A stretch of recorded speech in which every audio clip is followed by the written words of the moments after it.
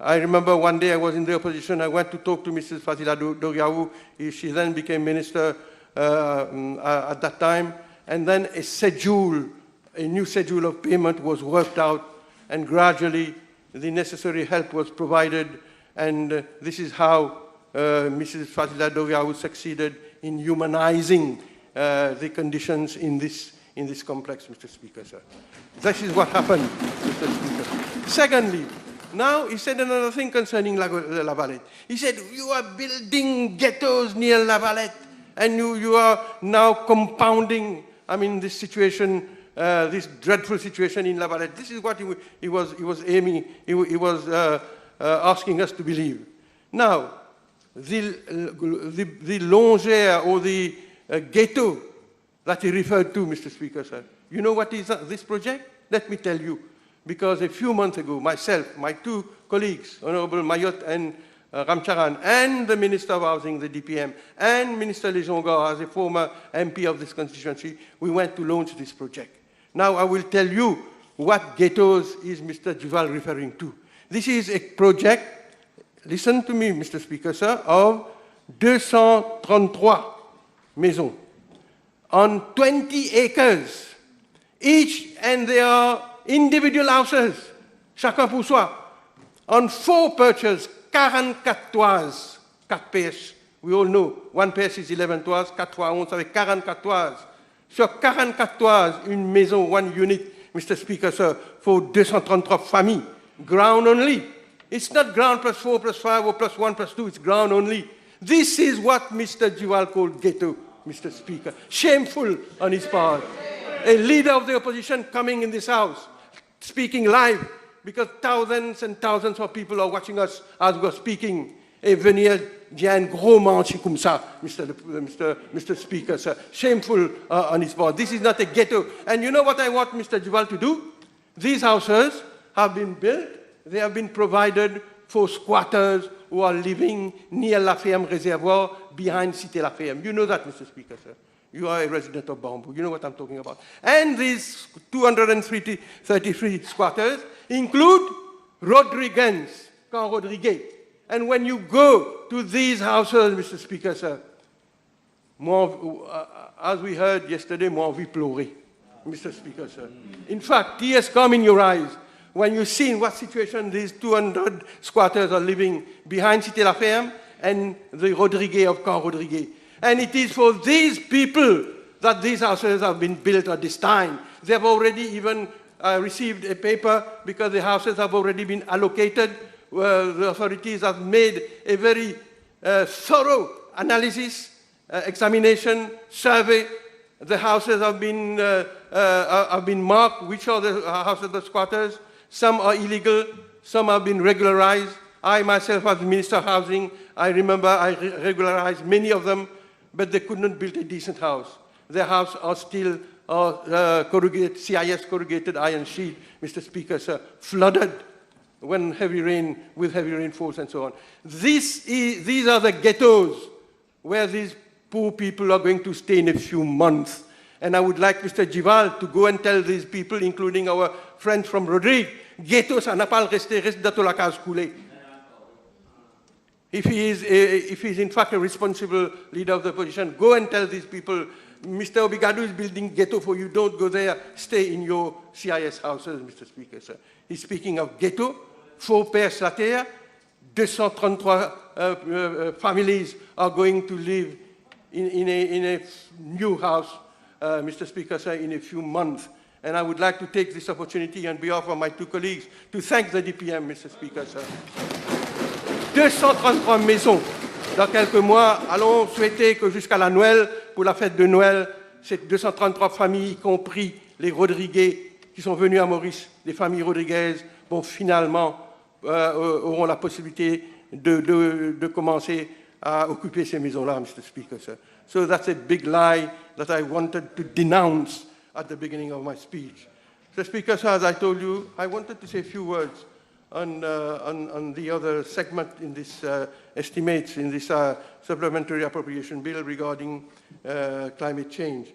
Mr. Speaker, sir, but unfortunately, I know I don't have much time, but I will just say a few things. And I would like to approach this subject with your permission, to inform the House on the various on the climate action finance diplomacy tracks that my ministry, in consultation with other ministries and government agencies, have been actively pursuing in the recent months. But, Mr. Speaker, sir, let me inform the House.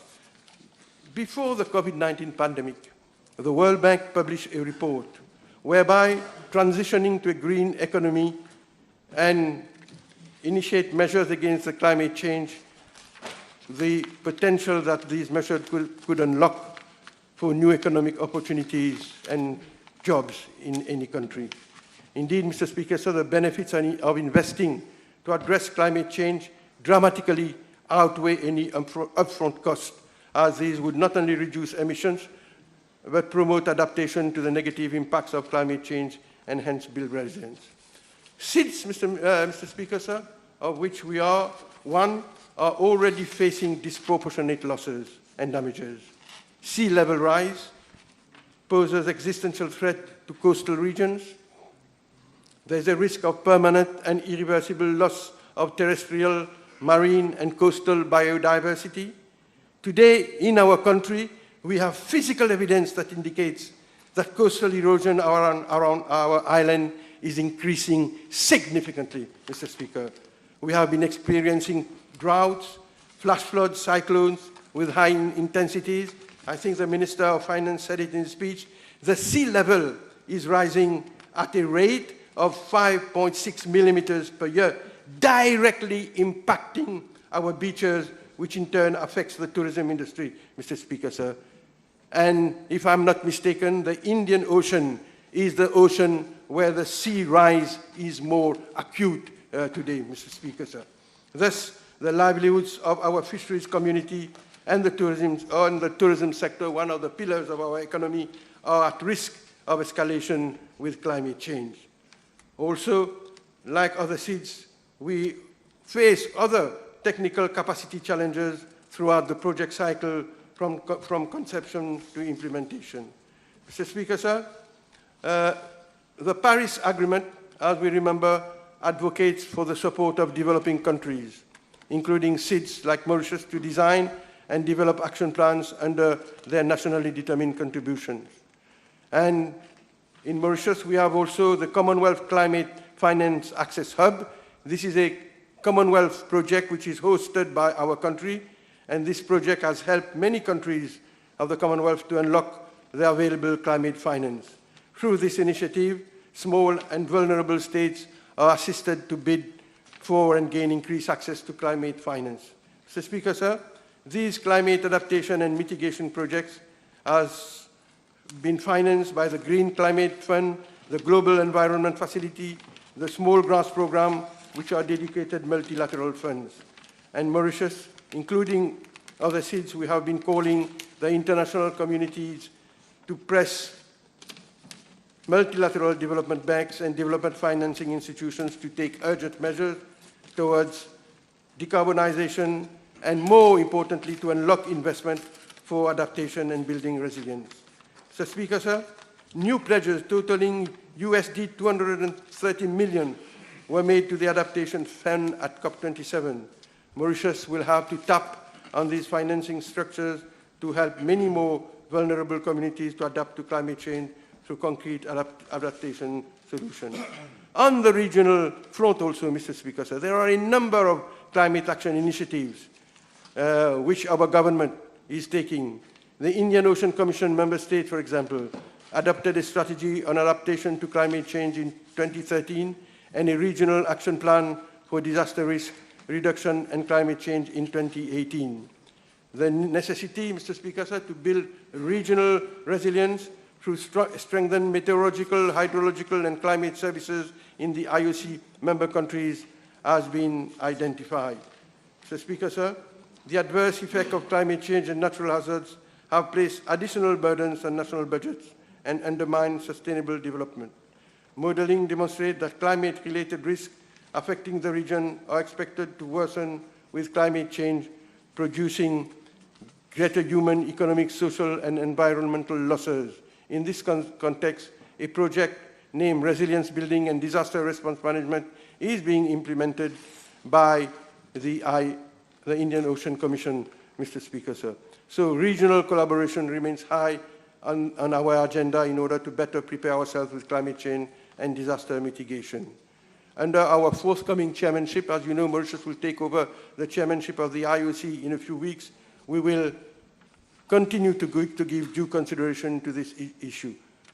With regard to the SADC also, Mr. Speaker, sir, climate change is a key priority for the SADC Regional Indicative Development Plan. Various protocols and programs have been elaborated to mitigate the impacts of climate change, such as the SADC Climate Change Project Framework and the SADC Climate Change Strategy and Action Plan. Mr. Speaker, sir, 70% of the SADC population depend on agriculture for their livelihoods. Climate change, therefore, is greatly increasing the risk of food insecurity. And the SADC has come up with a regional vulnerability assessment and analysis program to strengthen and prioritize the mainstreaming of climate change into vulnerability assessment and analysis with a view to developing informed policies, strategies, and programs. There are many other SADC programs, Mr. Speaker, sir, which I would not like to, I don't have time to mention. The COMESA, Mr. Speaker, sir, has also developed a strategy on climate change for the period 2020 to 2023, supporting its member states in their effort to adapt and mitigate climate change responses at national level through technical assistance, capacity building, and financial support. Mr. Speaker, sir, finally, at the level of the IORA, the Council of Ministers meeting held in November last year in Dhaka agreed that climate change be embedded as an integral agenda item of the IORA. The establishment of a working group on climate change is under progress. Mr. Speaker, sir, Mauritius, as a SIDS, is exploring different avenues of financing opportunities. As you know, at the COP27 last year in Sharm el-Sheikh, Egypt, the announcement of the breakthrough agreement to provide a loss and damage fund to assist vulnerable developing countries which have been hit hard by climate disasters. This new package aims at strengthening action by countries to cut greenhouse gas emissions and adapt to the inevitable impacts of climate change, as well as boosting the support of finance, technology, and capacity building. The new funding arrangements and the loss and damage fund are expected to be operationalized at COP28 this year, Mr. Speaker, sir. More importantly, which I wish to announce to the House, Mr. Speaker, sir, is the Multidimensional Vulnerability Index. This index is being worked out by the United Nations, that is to promote the development of a MVI, that is a multi-vulnerability index, which aims to be a vital tool to help SIDS, like Mauritius, to gain access to concessional financing that we need to survive the climate catastrophe, to improve our long-term national planning, service debts, and sign up to insurance and compensation schemes that may be a last resort when the waters rise, Mr. Speaker, sir. The MVI is another avenue of financing prospect for Mauritius to look forward that will help reduce the climate finance gap. And we're looking forward to ensure that the indicators and the criteria used will incorporate the inherent vulnerabilities of developing countries such as Mauritius as an upper middle income country and a SIDS. Mr. Speaker, sir, in 2021, we benefited also from the joint SDG fund, whereby a joint project is being implemented with the Republic of Seychelles in view of contributing to establish, Mr. Speaker, sir, an enabling environment to promote sustainable green and blue economy in Mauritius and Seychelles. Mr. Speaker, sir, the point of me going through all these regional and international initiatives, Mr. Sir, is to highlight the fact that our Ministry of Environment, the Minister, of course, are doing the right thing in taking as soon as possible the measures to reverse the course and to assure our steady progress, especially on the SDG goals, Mr. Speaker, sir. To address this great finance divide that curtails the ability of the developing countries to invest in recovery, climate action, and sustainable development. The SDG stimulus package, which I've just referred to, Mr. Speaker, will undoubtedly tackle the high cost of debt and the rising risk of debt distress, including by converting short-term, high-interest borrowing into long-term debt at lower interest. Mr. Speaker, sir, on the 17th of February of this year, the United Nations Secretary General reiterated his call for the G20 countries to agree on USD 500 billion annual stimulus for sustainable development agenda. He called for radical transformation of global financial system to tackle pressing global changes while achieving sustainable development. Mr. Speaker, sir, I'll conclude by saying in the recent month, in the past month, I've been attending the G20 meeting, the AU summit, the Commonwealth Foreign Ministers meeting, and recently the SADC Council of Ministers. During all these multilateral platforms, Mr. Speaker, sir, the battle cry was in fact the battle cry of developing countries and of SIDS has been the provision of climate funds to enable them to initiate the necessary measures to tackle what we call now this existential threat, Mr. Speaker, sir. And Mauritius, our country, the Ministry of Environment, I know because all what we are doing today, Mr. Speaker, sir, is known to all the different member states of the different organizations to which we belong. And they are full of praise for us. But of course, climate finance is important. And today, more than ever, Mr. Speaker, sir, this issue is high on the agenda everywhere. And I wish to inform the House, Mr. Speaker, sir, that on the 31st March 2023, a United Nations General Assembly resolution entitled, I quote, "Request for an advisory opinion of the International Court of Justice on the obligation of states in respect of climate change," unquote, that was spearheaded by Vanuatu, a small island developing states and a member of the Alliance of Small States, was adopted by consensus. Mauritius was one of the 120 countries which had co-sponsored this draft resolution. This resolution calls upon the ICJ, the International Court of Justice, the highest court of this planet, to clarify states' obligations to tackle the climate crisis and specify any consequences countries should face for inaction. The resolution will also hold polluting countries legally accountable for failing to tackle the climate emergency. Following the adoption of this resolution, the Prime Minister of Vanuatu, Honorable Kal Sakau, stated that, I quote, "the world had witnessed a win for climate justice of epic proportions," unquote. While adding, Mr. Speaker, sir, I quote again, that this historic resolution is the beginning of a new era in multilateral climate cooperation, one that is more fully focused on upholding the rule of international law, and an era that places human rights and intergenerational equity at the forefront of climate decision making, Mr. Speaker. This success is not only at the level of the United Nations, but it trickles down to the SIDS. It trickled down to countries like Mauritius, which are facing the brunt of a devastation through no fault of ours. Indeed, the words of the leader of the Pacific Islands, students fighting climate change, could apply to the situation prevailing in Mauritius and in small islands of the world, irrespective of their locations in the vast expanses of the 5 oceans, which, as we know, are linked and form one global ocean. The young student from Vanuatu stated, I quote, "Through no fault of our own, we are living with devastating tropical cyclones, flooding, biodiversity loss, and sea level rise. We have contributed the least to the global emissions that are drowning our land. As young people, the world's failure to stop planet-killing emissions is not a theoretical problem.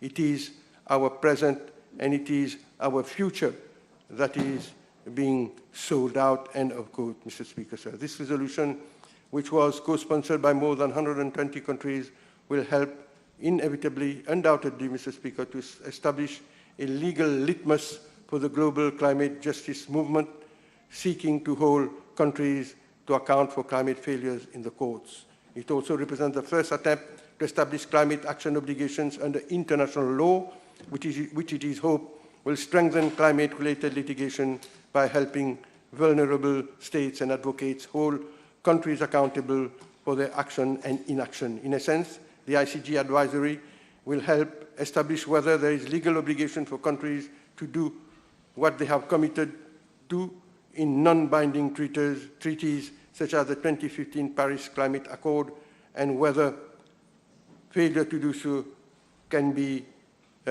challenged through litigation, Mr. Speaker, sir.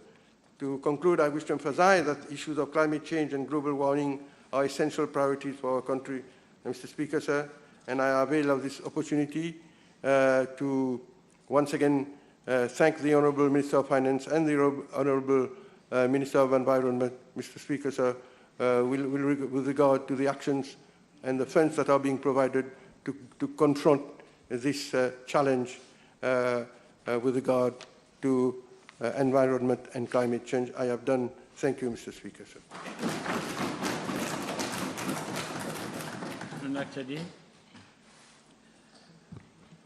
Mr. Speaker, sir, it gives me a tremendous pleasure to bring my contribution in respect of the Supplementary Appropriation 2022-2023 bill in this August Assembly. This Supplementary Appropriation bill makes provision for an additional amount not exceeding 5,417 million rupees.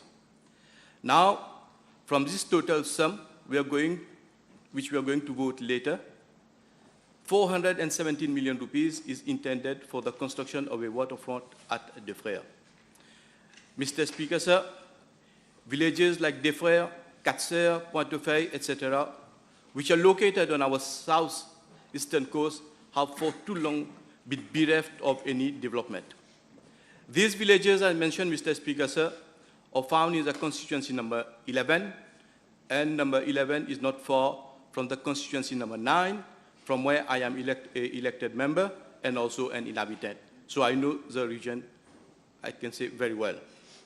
Mr. Speaker, sir, 1987, 1991, 1995, year 2000, 2005, 2010, 6 elections in a row. And all these 6 years, Mr. Speaker, sir, Honorable Arvind Bulel has always been elected until came the year 2014, when he had to run away from Rosebell to Belrose. And from 1987 to 2014, for 27 years, Honorable Bulel did nothing for these people.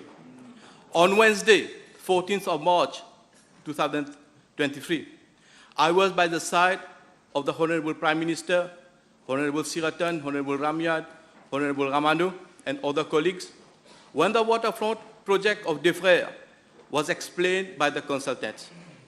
This waterfront project, Mr. Speaker, sir, is to also protect the inhabitants of De Frères from erosion, which will be about 900 meters long, located in the northern part of the village. The project consists of rock revetments, which will serve as protection measure against surges of cyclonic waves, together with a recreational area for the community. Recent events throughout the world and also in Mauritius bear testimony to the impact of climate change. The world is now more prone to extreme weather conditions, climate shocks, and disasters. We believe in the urgency of action on climate change. It is about creating the mechanism for fundamental change and mitigating climate change disruptions and protecting the future generation. The objectives of the project are not to only adapt and increase resilience to climate change impacts, but also to improve the beach use and access to the sea, and eventually, the idea is to improve the socio-economic status of the village. As I mentioned earlier, Mr. Speaker, sir, on that day of 14th March, the inhabitants met the Honorable Prime Minister and expressed their joy over the project. Some of them had tears of joy in their eyes. These people could see how caring the government is as compared to others who were there for 27 years and yet had a bilan of zero plombage. The amount of 417 million rupees, Mr. Speaker, sir, is required to catch up that zero plombage and to show that we are a country that values its populations as its main asset. Our country needs such infrastructures that fit the aspiration of an innovative economy and society. Moreover, the project has been planned with a consultation of the concerned public bodies and local council representatives, and the requests have been integrated in the project. Mr. Speaker, sir, such project raised concern about the impact on the environment during the implementation. It is good to note that the following measures have been recommended to curtail negative impacts on the marine environments.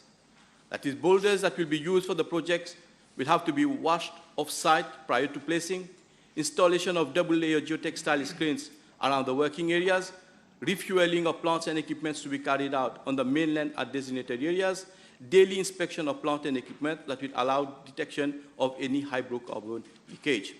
More important, it is worth noting that all works will be carried along the shoreline, hence no fishing activities in the lagoon will be disrupted. Moreover, the project will be beneficial to the fishermen and the local communities of the Defre region, as provision has been made for the proper infrastructure and facilities. Now, the remaining 5 billion rupees, Mr. Speaker, sir, has been earmarked for the construction of residential units. These residential units, where 400 of them will be in my constituency, 200 at Katkoko, and another 200 at Isidore Rose. Isidore Rose, most probably lots of Mauritians have not heard this name. This shows, Mr. Speaker, sir, that this government is bringing modernity and development to every known and unknown part of the island. Mr. Speaker, sir, myself and my two colleagues, Honorable Modu and Honorable Balgobin, apart from meeting our constituents at our place on a daily basis, are also present every Wednesday at the Citizen Advice Bureau, where our constituents come and get the opportunity to meet us. And from our records, we found that 50% of these people, they queue from very early morning in the quest of a house. In the budget speech of 2020, the government announced the construction of 12,000 residential units. We have now reached at a very advanced stage of the project, despite all the unforeseen issues we had to face. This government believes that in order to have an inclusive society, providing a decent dwelling to our people is of paramount importance. Our government operates in a context of internationally agreed principles and acknowledges that housing is a basic right for all citizens. This purpose of the residential unit, Mr. Speaker, sir, is to help households access and afford houses. Our government believes that housing is not just about having a safe place to live. It's a prerequisite to access employment, education, health, and social services, and sits at the very heart of the sustainable development goals. Earlier, when I listened to the Honorable Leader of Opposition, "Small is beautiful" seemed to be his motto. And it seemed that he still sticks to those boîtes allumettes. Moreover, Mr. Speaker, sir, the Honorable Leader of Opposition, when you listen to him, you may believe that there is only one route of procurement. He doesn't seem to be aware that there exists the design and build route, and the design and build do also provide for value for money. And the NSLDC, against which he made several negative remarks, has rightly opted for this route, that is design and build. Concerning the guarantee that he spoke, Mr. Speaker, sir, when it's a design and build project, the projects are covered under the guarantee décennale. That is, the contractor will be bound by the Code Civil. He was worried about guarantee. I would have appreciated if he would have raised these questions when it came to the project of Terre Rouge Verdun. The Honorable Leader of Opposition is also against precasting. At a time when all the professionals of the construction industry are favoring precast, as it provides a better quality, shorter construction period, and cheaper, precast is a future, Mr. Speaker, sir. It is an innovative method which should be encouraged.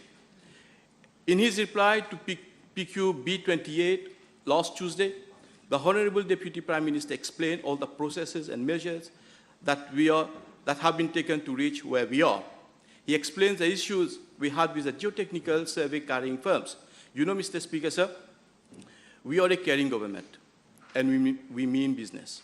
So we had to carry all the tests before embarking on this project instead of going blindly like the Labour government did on Terre Rouge Verdun Link Road. It was such a disaster that our friend, Honorable Boda, took 4 years to repair that blunder. 4 years? Right? In his reply to PQB 28, as I mentioned earlier, that Honorable Deputy Prime Minister explained how the price went up by more than 30%, and thus more funds are required for the implementation of this unprecedented effort. Let me show you with example the evolution of prices of building materials, Mr. Speaker, sir. The price of reinforcement in July 2020 was at 27,000 rupees per ton. Today, it is at 41,000 rupees per ton. And reinforcement, it represents about 11% of the total cost of a house. Ready-mix concrete, grade 30, supply only, was at 3,550 rupees per cubic meter. And today, it is at 4,460 rupees per cubic meter. Concrete represents 12% of the total cost. Blocks, which represent 5% of the total cost of construction, Mr. Speaker, sir.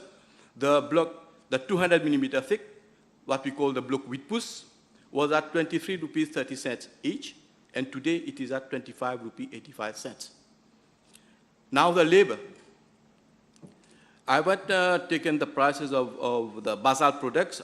I believe the honorable leader can contact his friends of MMM, because the accounting agent who was the former GM of the UBP, they could get it from there. Now the labor, which totals to 30% of the total cost of construction, has not only increased, but has become scarce. Our local people, especially the youngsters, are not willing to work on construction sites. We have to have recourse to foreign labor. We have a tendency to believe that the foreign labor is a cheap labor. That's not the case, Mr. Speaker, sir. The foreign labor costs about 20 to 22% more than the local labor. The Economic Times of 15 December 2022 reported that the cost of key construction materials have jumped by 32%. The construction industry report predicts that the price of construction materials are going to increase by another 7% this year. I hope, Mr. Speaker, sir, that this will bring the transparency and rationality that the honorable leader of opposition was looking for before approving this amount. Mr. Speaker, sir, this supplementary appropriation bill is therefore required to allow the government to move on his way towards the new heights where Mauritians want it to be. Thank you, Mr. Speaker, sir.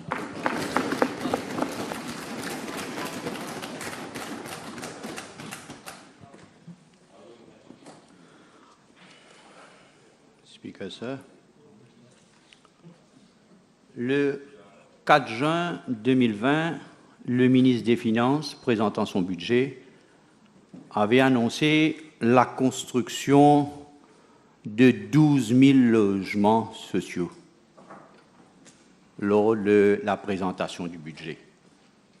On est en 2023, on nous demande, Monsieur le Président, de voter un budget supplémentaire de 5 milliards de roupies.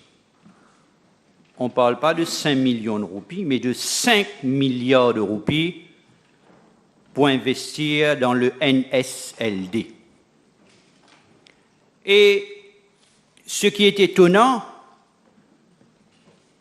pour les gens qui nous écoutent ce soir, pour ceux qui, pour le budget 2020-2021, ont rêvé en entendant les 12 000 logements qui vont être construits, aujourd'hui, ce gouvernement parle de 8 000 logements, moins 4 000 maisons dans le chiffre initial. Et ce projet, il faut bien le dire, est un projet qui est fait c'est pas que l'opposition, nous sommes contre la construction des maisons. Non. Si les orateurs, Monsieur le Président, de l'opposition se sont apaisantis sur le fait que ce projet, le NSDL, pour la construction de 8000 logements, ce projet est fait dans une opacité totale. Nous, les membres du Parlement, quand les membres du public nous demandent des questions, des éclaircissements sur ce projet, nous sommes incapables de donner des renseignements, car ce projet a changé de nature depuis sa création, pour aujourd'hui, après 3 ans, 12 000 à 8 000, 12 milliards à 30 milliards, le chiffre que j'ai entendu le leader de l'opposition ce matin mentionner, 12 milliards à 30 milliards. Et aujourd'hui, on nous demande de voter pour un projet dans une opacité totale. Pour commencer,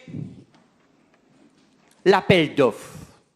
Nous sommes obligés, au sein de l'opposition, de poser que des questions dans ce discours, dans ce débat. Parce que nous sommes obligés de rechercher des informations du Deputy Prime Minister. D'abord, nous sommes étonnés, surpris, de voir qu'il n'y a pas eu appel d'offres pour le lancement de ce projet. Pour le design, pour la préparation des papiers, pas de transparence, pas d'appel d'offres.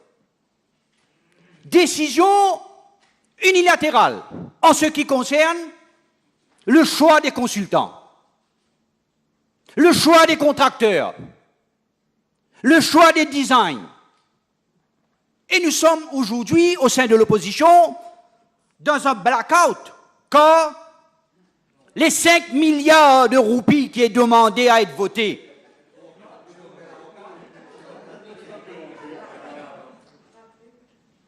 ça fait rire. Désolant. Car nous apprenons à travers les journaux, et le public qui nous écoute se demande, est-ce que c'est vrai qu'autour de 300 millions à 500 millions de roupies vont être réservés pour les consultants pour l'appel d'offres qui a été annulé? Comme disait l'honorable Osman Mohamed, 300 millions plus de gaspillage. Est-ce vrai? Est-ce que ce projet, avant de prendre forme, ce pays perd déjà 300 millions de roupies à des consultants alors que l'appel d'offres a été annulé? Il faudra que quelque part, quelqu'un, le Deputy Prime Minister, le ministre des Finances, quelqu'un de responsable au sein du gouvernement vienne expliquer à la population, est-ce que c'est vrai le pourquoi de l'annulation de l'appel d'offres, le pourquoi de 12 000 maisons à 8 000 maisons, le pourquoi de 12 milliards à 30 milliards? Les terrains achetés. Nous apprenons à travers la presse que des terrains ont été achetés ici et là à des prix que nous ne savons pas. Est-ce qu'il y a eu appel d'offres en ce qui concerne l'achat des terrains? Le gouvernement a acheté des terrains à qui? À quel prix?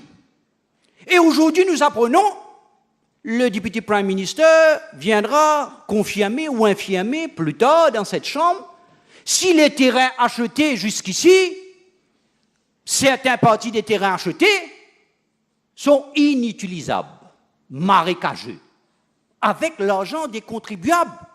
Est-ce que pour payer ces gens-là, nous allons puiser dans les 5 milliards qu'on nous demande de voter aujourd'hui? Nous sommes en droit de savoir si parmi les terrains achetés se trouve le terrain du fameux dentiste, proche du gouvernement, dont la déclaration dans la presse, nous avons vu, entendu, il se lave les mains, disant que avant que le gouvernement achète mon terrain était OK. Comme le gouvernement a acheté mon terrain est devenu marécageux. Le dentiste, est-ce que les 5 milliards de roupies qu'on nous demande de voter aujourd'hui va servir en partie à payer pour ces décisions prises par ce gouvernement? Et il y a des gens qui applaudissent pour ça. On se pose la question, le leader de l'opposition a parfaitement raison. J'ai entendu l'honorable ministre Doriaou un peu plus tôt, dans sa déclaration, faire comme s'il y avait une compétition entre l'ancien gouvernement, le passé et le présent, qui a construit plus de maisons que d'autres. Le débat aujourd'hui, Monsieur le Président, ce n'est pas qui a construit plus de maisons ou d'autres. Non, nous ne sommes pas contre la construction de maisons. Nous sommes contre le gaspillage et nous posons des questions sur les 5 milliards de roupies que vous demandez à la population de payer. La NHDC, le social housing du temps, tous les contracteurs étaient recrutés dans un appel d'offres, dans la transparence. Dans la transparence, les petits contracteurs, bien souvent nous parlons de lowest bidder, mais dans ce cas précis, pourquoi? Pourquoi avoir créé la SNLD, éliminer complètement la NHDC? Pourquoi? Pour simplement éviter le Public Procurement Act? Pourquoi? Si vous n'avez rien à cacher, si on n'a rien à cacher, que la transparence se joue, qu'on explique le pourquoi de autant de milliards. 30 milliards, peut-être ça va dépasser le projet du métro. Plus de 30 milliards. Nous nous embarquons dans un projet où il y a une opacité totale. Et nous avons eu des leçons du passé. Malheureusement, certains n'apprennent rien des leçons du passé. Qu'est-ce qui s'est passé pendant le Covid avec l'opacité de l'achat des médicaments? Qu'est-ce qui s'est passé quand le directeur de l'audit, il y a quelques jours dans son rapport, personne n'attire l'attention du ministre des Finances dans ce gouvernement? Personne n'attire l'attention du Deputy Prime Minister dans ce gouvernement? Vous êtes occupé à faire quoi? À veiller les cerfs? Personne n'attire l'attention de ce gouvernement que le directeur de l'audit a précisé dans une opacité où les comprimés de molnupiravir sont sortis un jour à 7,90 pour 79 ou puis 30 le lendemain. Il faudra tirer les leçons du passé. Les leçons restent les leçons. Les leçons du passé et ça et l'opacité, la même opacité. La relation entre les deux, c'est l'opacité. C'est ce que je vais faire, Monsieur le Président. Pas la peine de m'arrêter. Donc cette opacité est encore là. Où est la bonne gouvernance? Le Deputy Prime Minister, très souvent, il se donne, qui est bien pour lui, un air d'homme éclairé, d'ouverture, qui répond aux questions, qui prend les notes, qui ne parle même pas, il gazouille. Hein, quand il parle, il gazouille, ce que j'apprécie. Hein, il gazouille. Mais on n'a pas besoin de quelqu'un qui gazouille ici. On a besoin de quelqu'un. On a besoin. Gazouiller? Gazouiller, c'est chanter. No, it's unparliamentary. Un oiseau gazouille. No, please don't discuss. I declare it unparliamentary in this context. Il gazouille pas. In this context, you withdraw it and you apologize.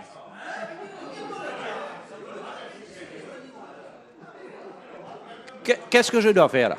You withdraw the word, you apologize. Je retire, je m'excuse, il ne gazouille pas. Continue. Il ne gazouille pas. On a besoin des chiffres.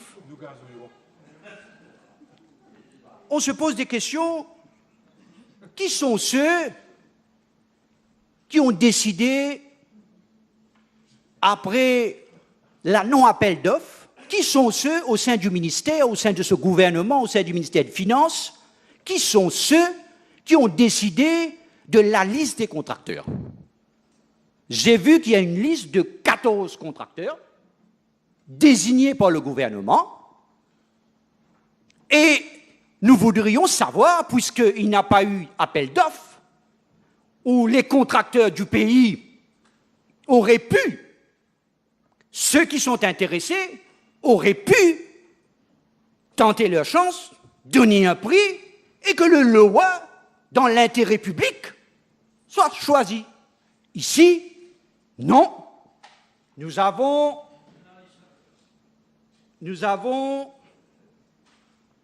des contracteurs recrutés pour ce projet.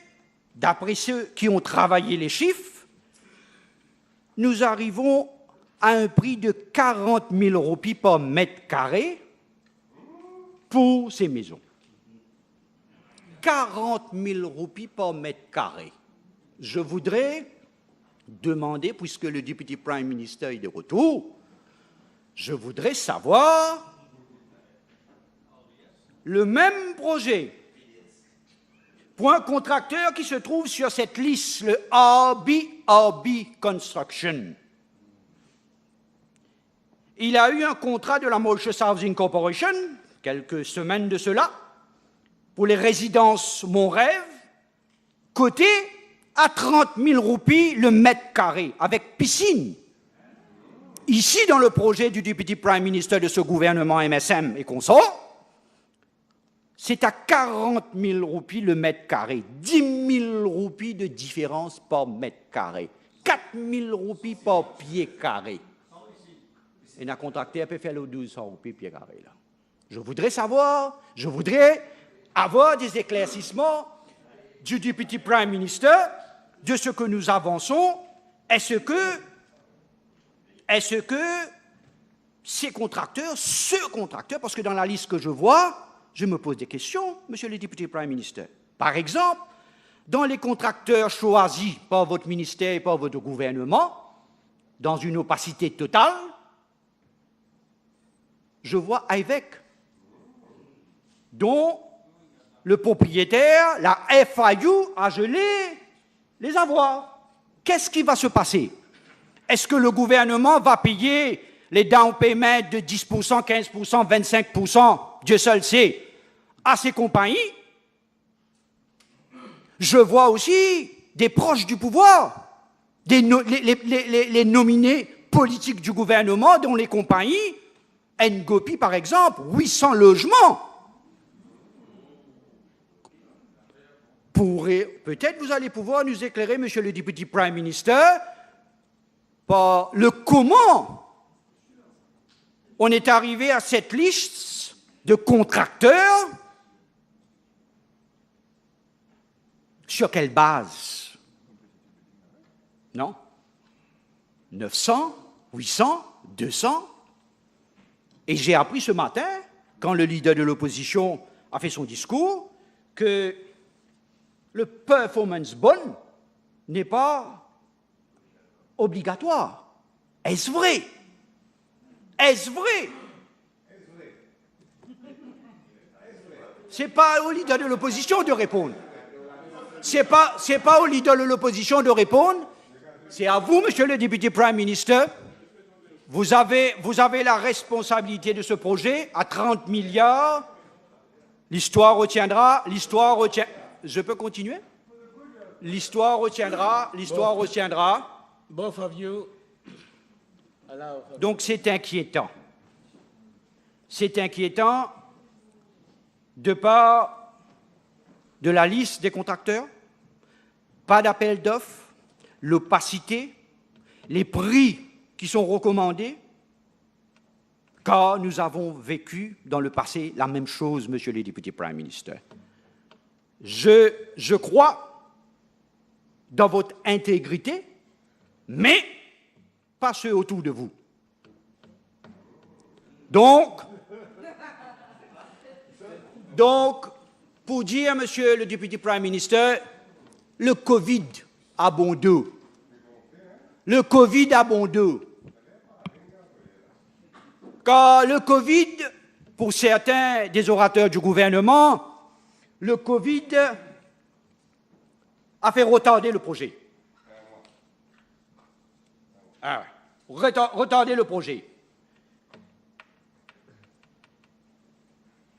Le Covid, pourtant, a fait retarder certains projets du gouvernement, dont ce projet, mais le Covid n'a pas retardé ou handicapé tout le monde.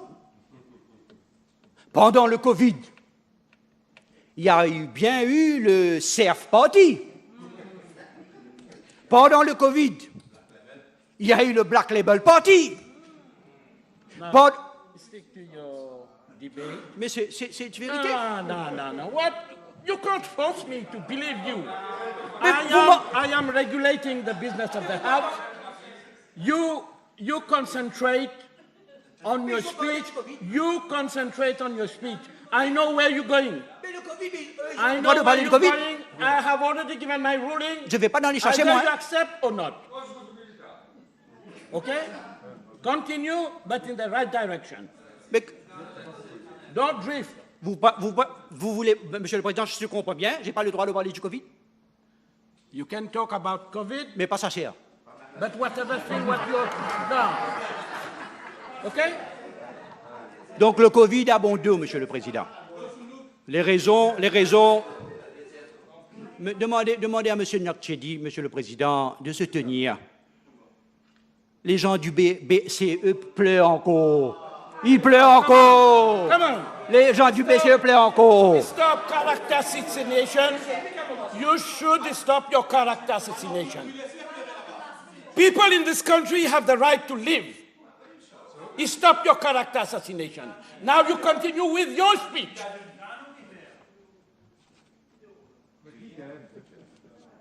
Les gens pleurent, Monsieur le Président. Là, c'est bon? Order. Là, order. Là, c'est order. Order. Ouais, là, c'est order. Là, c'est order. You also stop with character assassination. Les gens pleurent. Les gens pleurent et les gens pleurent. Honorable Nakchedi, could you withdraw from the chamber?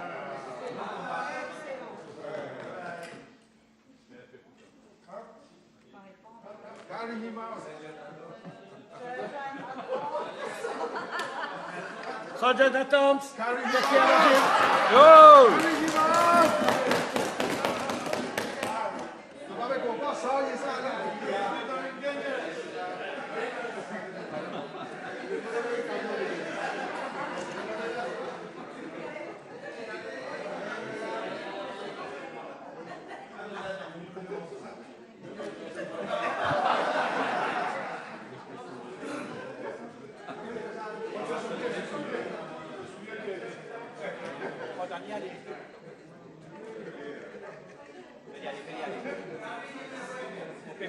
Hurry up, please.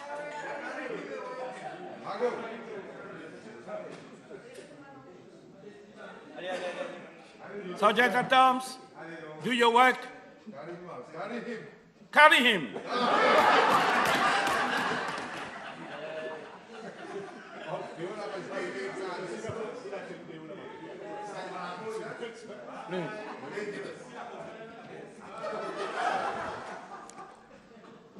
Donc, Monsieur le Président, je voudrais, donc, pour terminer, Monsieur le Deputy Prime Minister, oui.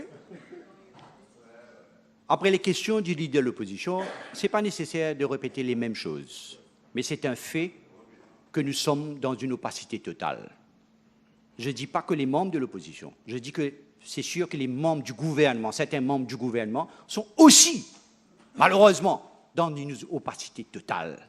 Il y a manque de transparence, ce n'est pas la peine de faire ces gestes de tourner à l'arrière, ça ne marchera pas avec moi. Ouais.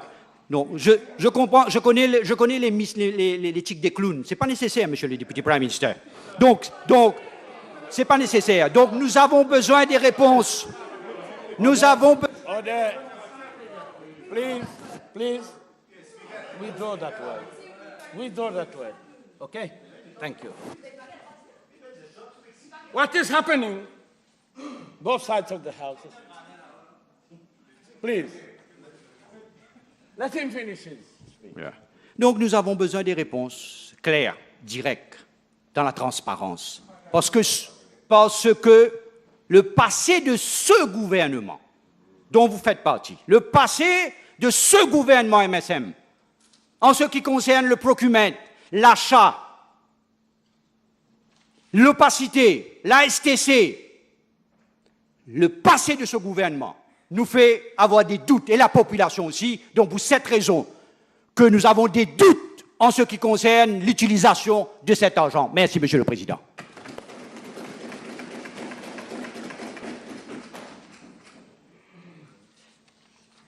Merci, Monsieur le Président. J'ai écouté avec attention tous les orateurs qui ont parlé avant moi et j'espère que j'aurai la même attention des membres de cette Chambre aujourd'hui. Monsieur le Président, nous sommes appelés aujourd'hui à travers le Supplementary Appropriation 2022-2023 Bill à voter une somme additionnelle de 5 417 millions de roupies pour l'exercice 2022-2023. Et comme expliqué par mon collègue, le ministre des Finances, cette somme servira à réaliser des projets importants et cruciaux pour le pays. Important parce qu'on va réaliser le plus gros projet de logement que ce pays ait connu et qui touchera des milliers de Mauriciens et des Rodriguais, surtout ceux au plus bas de l'échelle. Et l'autre projet concernant le front de mer de deux frères, qui est aligné avec la politique de ce gouvernement, qui est de protéger notre zone côtière et en même temps de continuer le développement de nos villages. Dans son intervention, l'honorable leader de l'opposition avait traité ce projet de construction de ce front de mer de deux frères comme étant un petit projet dont le ministre avait consacré trop de temps dans son discours, parce que pour lui, c'était un projet qui était peut-être banal. Je crois qu'il n'a pas vu la pauvreté de ce projet. Aujourd'hui, quand le climat, les effets du changement climatique, et surtout les effets que ça a sur les petites îles comme Maurice, cause beaucoup de dégâts, et le travail que ce gouvernement est en train de faire pour protéger nos côtes, nos zones côtières, allouer une somme pareille et donner autant d'attention à une région qui est touchée par la montée des eaux, je trouve que, quelque part, le leader de l'opposition a été un peu mal inspiré de dire que ce projet, il n'aurait pas dû... Please, il n'aurait pas dû... this is not the way to talk. Please, please, listen to me first. Listen to me first. Honorable Leader of the Opposition, you have the right to make a point of order, but you should ask me the permission. You see? But don't answer directly, attacking the orator. Don't do that. Now you ask your permission for a point of order. I have no problem with the speech of the Honourable Minister, but when he's quoting me, he should tell the truth. I said it is relative. No. Honorable Leader of the Opposition, don't make a debate. I'm not misguiding you. If you have a point of order, it should come from here. Any section in this. If you don't have, you don't have. You are just rebutting what he's saying. And this is debate in a parliamentary democracy. I know where the shoe pinches. That I never Please, said I this. have finished. I've finished with you. The minister will continue. Merci, Monsieur le Président. Oui, tout le monde était là pour vous écouter et vous avez bien fait part que... No, listen. Let me give my ruling. Any member can criticize any member on an argument or the government. And names have been mentioned in this House for a long time since. It's not inventing the wheel today saying, don't quote me, don't tell me, don't know. Feel free. Merci encore, Monsieur le Président.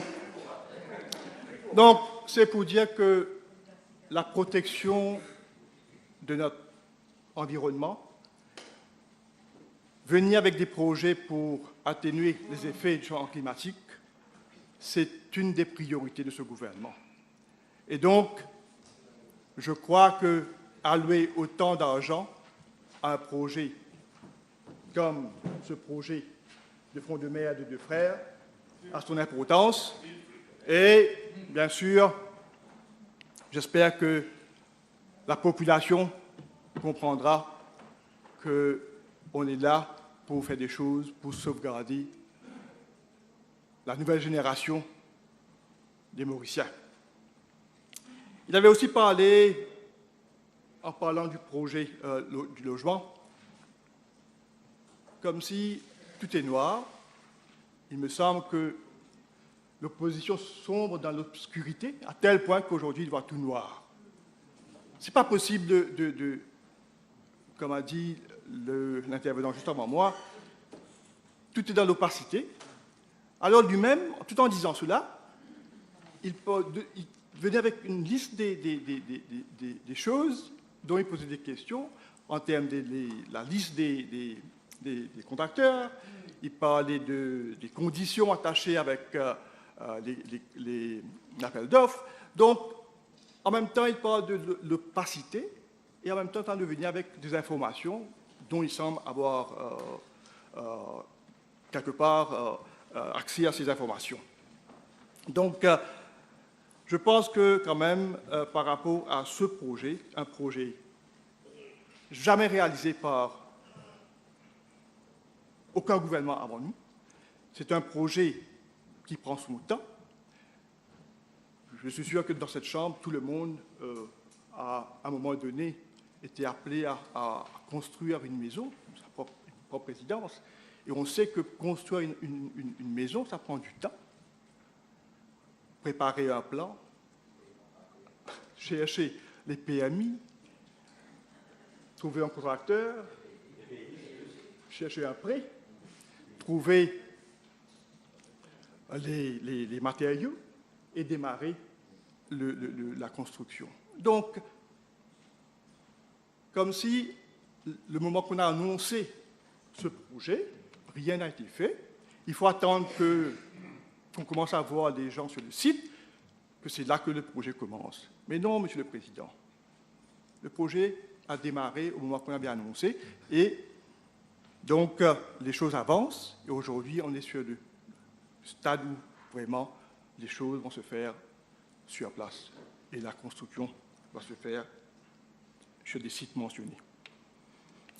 Aussi, il parlait de Covid. On est tous passés par là, à faire croire qu'aujourd'hui, ça n'a eu aucun effet sur les prix des matériaux. On connaît la crise en Ukraine, l'impact que ça a sur tous les trucs qu'on importe, et bien sûr, l'estimation faite au départ de ce projet a connu une hausse. Il faut être vraiment ignorant pour ne pas comprendre que tout ce qu'on importe aujourd'hui coûte plus cher que ça coûtait quelques années de cela. Donc, tout à l'heure, lors de son intervention, le Deputy Prime Minister aura l'occasion, bien sûr, de donner plus de détails en ce qui concerne ce projet de logement. Monsieur le Président, j'ai aussi entendu parler les membres de l'opposition, ici et là, dans les médias, lorsque l'ordre du jour est sorti pour cette session d'aujourd'hui, qu'on est en train de venir avec ce ISI pour éviter qu'on ait des piqûres aujourd'hui. C'est tout à fait normal, lorsqu'on présente le ISI, il n'y a pas de questions. Dans le passé, lorsqu'on venait avec des Supplementary Appropriation Bill, après l'année financière, on nous critiquait qu'on venait avec ce bill bien après la fin de l'année financière et que c'est un fait accompli, il faut juste voter. Aujourd'hui, on arrive avant la fin de l'année financière, là aussi, ils trouvent que ce n'est pas correct. Mais ils sont là que pour critiquer, et bien souvent, ils sont dans leurs contradictions eux-mêmes. Alors, Monsieur le Président, moi, je voudrais focaliser aujourd'hui plus sur ce projet de front de mer de deux frères, parce que ça concerne ma circonscription avant tout, mais ça concerne aussi un projet qui, pour moi, qui va coûter 417 millions de roupies, un projet que, pas seulement, on vient à la fois pour protéger la zone côtière de cette région, qui est sérieusement menacée, comme je disais, avec le changement climatique, mais aussi corriger une injustice. Une injustice envers les habitants du village de Deux Frères et les environs. Injustice, pourquoi, Monsieur le Président? Parce que cela fait presque 20 ans. 20 ans que ce projet était initié par le gouvernement MMM-MSM entre 2000 et 2005. Mais le pays a eu le malheur d'avoir un gouvernement travailliste PMSD après les élections de 2005. Et le projet a été mis tout simplement au frigo. Je ne sais pas si c'est par manque de vision ou par pure mesquinerie politique ou c'est un trop petit village pour eux, trop lointain, pas assez d'électeurs peut-être, ou parce que c'était un projet de notre actuel Premier ministre, parce que c'était lui l'initiateur de ce projet à l'époque. Voilà pourquoi je dis une injustice a été causée, parce que justement, le gouvernement travailliste PMSD n'a pas voulu poursuivre avec ce projet. Pourquoi, Monsieur le Président, il fallait à tout prix mettre sur pied ce projet? Il faut se rappeler qu'autrefois, beaucoup des habitants du village de Deux Frères et des environs, ils gagnaient leur vie en allant extraire le sable marin dans l'océan. Et il y avait même ce qu'on appelle un landing sand platform dans le village. Mais sachant que les dégâts causés à notre biodiversité causés par l'extraction du sable marin, le gouvernement, en 2001, et je dois dire, avait pris la bonne décision de bannir cette activité. Mais, étant responsable, le gouvernement n'a pas voulu laisser tomber ses habitants parce qu'il y a sans emploi. Et donc, le projet de créer le Deux Frères Waterfront prit naissance quand le projet allait ouvrir les nouvelles opportunités économiques pour les habitants, protéger la zone côtière, tout en changeant le paysage du village. Déjà à l'époque, c'est ça que je dis, nous avons une vision, eux n'avaient pas vu cela venir, on savait qu'il y avait un problème de monter des œufs et qu'il fallait déjà venir avec des projets pour protéger nos plages contre l'érosion. Donc, comme je l'avais dit plus tôt, le changement de gouvernement en 2005 a privé toute cette région de l'île d'un projet de cette envergure. Et pour moi, Monsieur le Président, cela démontre le manque de vision et de l'inconsidération de ce gouvernement dirigé alors par le docteur Navin Ramgoolam. Et je dois dire que cette décision est restée en travers de la gorge des habitants.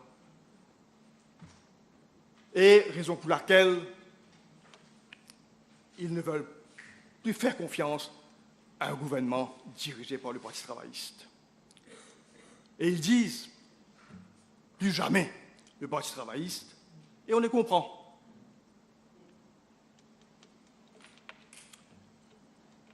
Monsieur le Président, imaginez le temps perdu et les opportunités ratées pour ses habitants et aussi le montant que ce projet aurait coûté si ce projet a été réalisé quelques 20 ans de cela.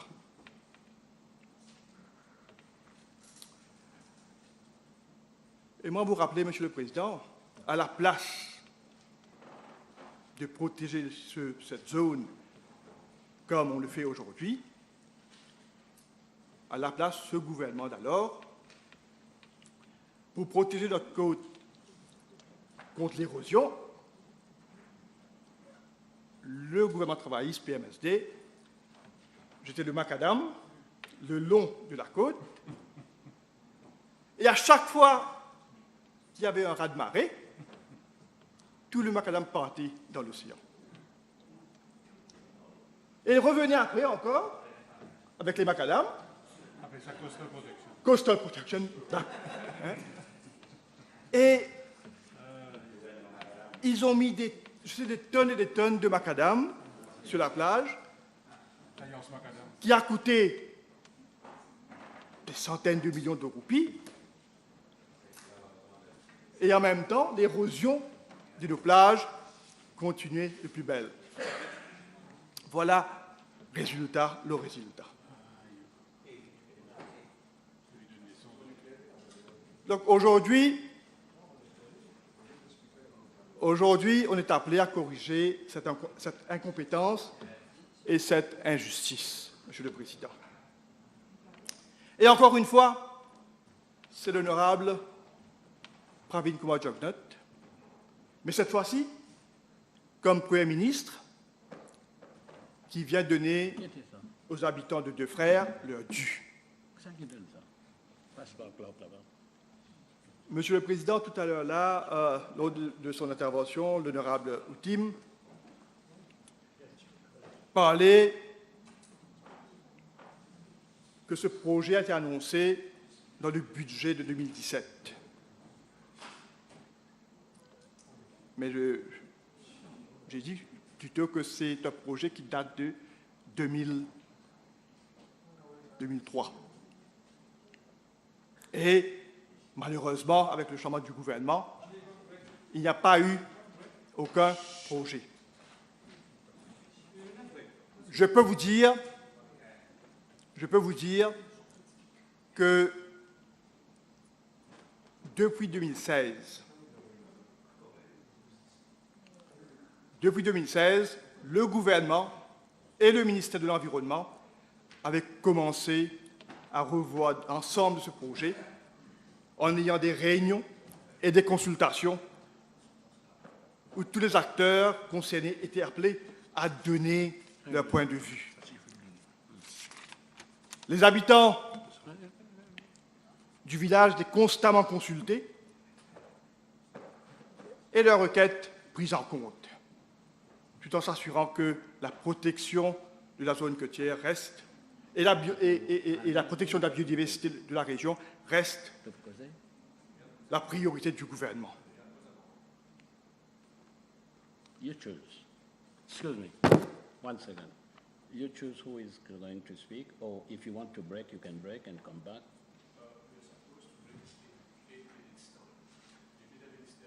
Over by that time. If I go out, I will lose my turn. Can I request that the Honorable Herdogal speaks just after the Minister, then I No, speak that after him? would be the question for the whip to sort out, and whip should have taken note of all these arrangements and all these things. We cannot, in the middle of a speech, stop, and what is this? Mr. Speaker, sir, I just got a request from Honorable Mohammed. With your permission, we agree that Honorable Erdogan speaks in the turn of Osman Mohamed, Honorable Osman Mohamed, and Honorable Osman Mohamed speaks in the turn of Honorable Erdogan. With your permission. If it is agreed, then it's okay. Oui, Monsieur le Président, donc je disais que les discussions ont commencé depuis 2016, et donc la raison pour laquelle on avait déjà commencé à annoncer qu'on allait venir avec ce projet depuis 2017. Il y a eu, entre le projet initial et le projet actuel, beaucoup de choses qui ont changé, et il fallait revoir complètement le concept même de ce projet. Raison pour laquelle il y a eu beaucoup de consultations avec les experts et aussi avec les habitants de la région. Parce qu'on ne voulait pas faire quelque chose qui n'allait pas répondre aux objectifs de ce projet. Et je dois dire qu'il y a eu beaucoup de nouvelles idées qui sont sorties de ces rencontres, de ces réunions, de ces consultations. Et bien sûr, ça a pris le temps qu'il fallait, mais je dois dire, on était constamment en train d'informer les habitants de la région comment avancer le projet. Aujourd'hui, comme j'ai dit, le gouvernement met beaucoup de ressources financières pour adresser le problème du changement climatique. Et donc, c'est primordial qu'on vienne avec ce projet qui va enfin être réalisé. D'ailleurs, vous n'avez qu'à voir ce qui se passe dans cette région. Ceux qui ont parlé avant moi ont beaucoup mis l'accent sur les projets déjà réalisés, du bois des Amorettes jusqu'à Pointe-Feuille. Et aujourd'hui, ce projet de waterfront de Deux Frères, qui va être étalé sur 900 mètres, qui va changer complètement le paysage de toute une région sud-est de l'île Maurice. Mais ce qui est aussi bon de comprendre, Monsieur le Président, tout en adressant ce problème de coastal protection, on n'est pas resté là. On a voulu aussi donner aux habitants un espace de loisirs qui va permettre aux habitants de profiter de cet espace et d'avoir une meilleure qualité de vie. Et en même temps d'embellir toute cette région que l'on vient d'aménager. Donc, c'est pour dire, on fait les choses bien. Et je peux dire aujourd'hui, on était quelque temps de cela en présence du Premier ministre de la région, et les gens témoignaient de leur satisfaction. Les gens exprimaient leur contentement par rapport à ce qu'on a déjà réalisé. Et je peux dire qu'on ne va pas arrêter en si bon chemin. Déjà, je tourne vers mon collègue, le ministre de l'Environnement. Je sais qu'il y a des consultants qui travaillent sur le projet de Rivière des Créoles et de Vieux-Grand-Port. Et j'espère que dans quelques temps, on aura l'occasion d'en parler de ces deux gros projets dans ces deux villages qui méritent la considération qu'on leur donne. Donc, c'est pour démontrer qu'aujourd'hui, c'est une transformation qui se passe dans toute cette région de la côte du Sud-Est, qui, l'honorable Noctuli parlait un peu plus tôt, pendant plus de 25 ans, il y avait ce qu'on appelle le roi du Sud dans cette circonscription. Mais qu'a-t-il fait, Monsieur le Président? Qu'a-t-il fait? Rien. Rien pendant les 25 ans de députation. Et avec raison. Et avec raison, Monsieur le Président,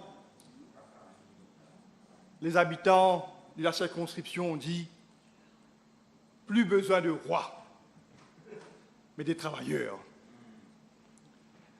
Donc merci, Monsieur le Premier ministre, pour votre vision et soutien. Merci, Monsieur le ministre de l'Environnement, pour avoir mené à bien ce projet. Merci, Monsieur le ministre des Finances, pour aller les fonds nécessaires. Et je peux dire que les habitants de la région seront reconnaissants, toujours reconnaissants envers ce gouvernement qui travaille avec le peuple et pour le peuple. Monsieur le Président, la planète est plus que jamais menacée avec les effets du changement climatique.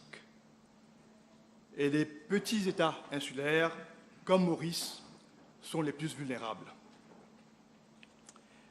Et pas plus tard que la semaine dernière, comme a mentionné le ministre, l'honorable Anne Ganou,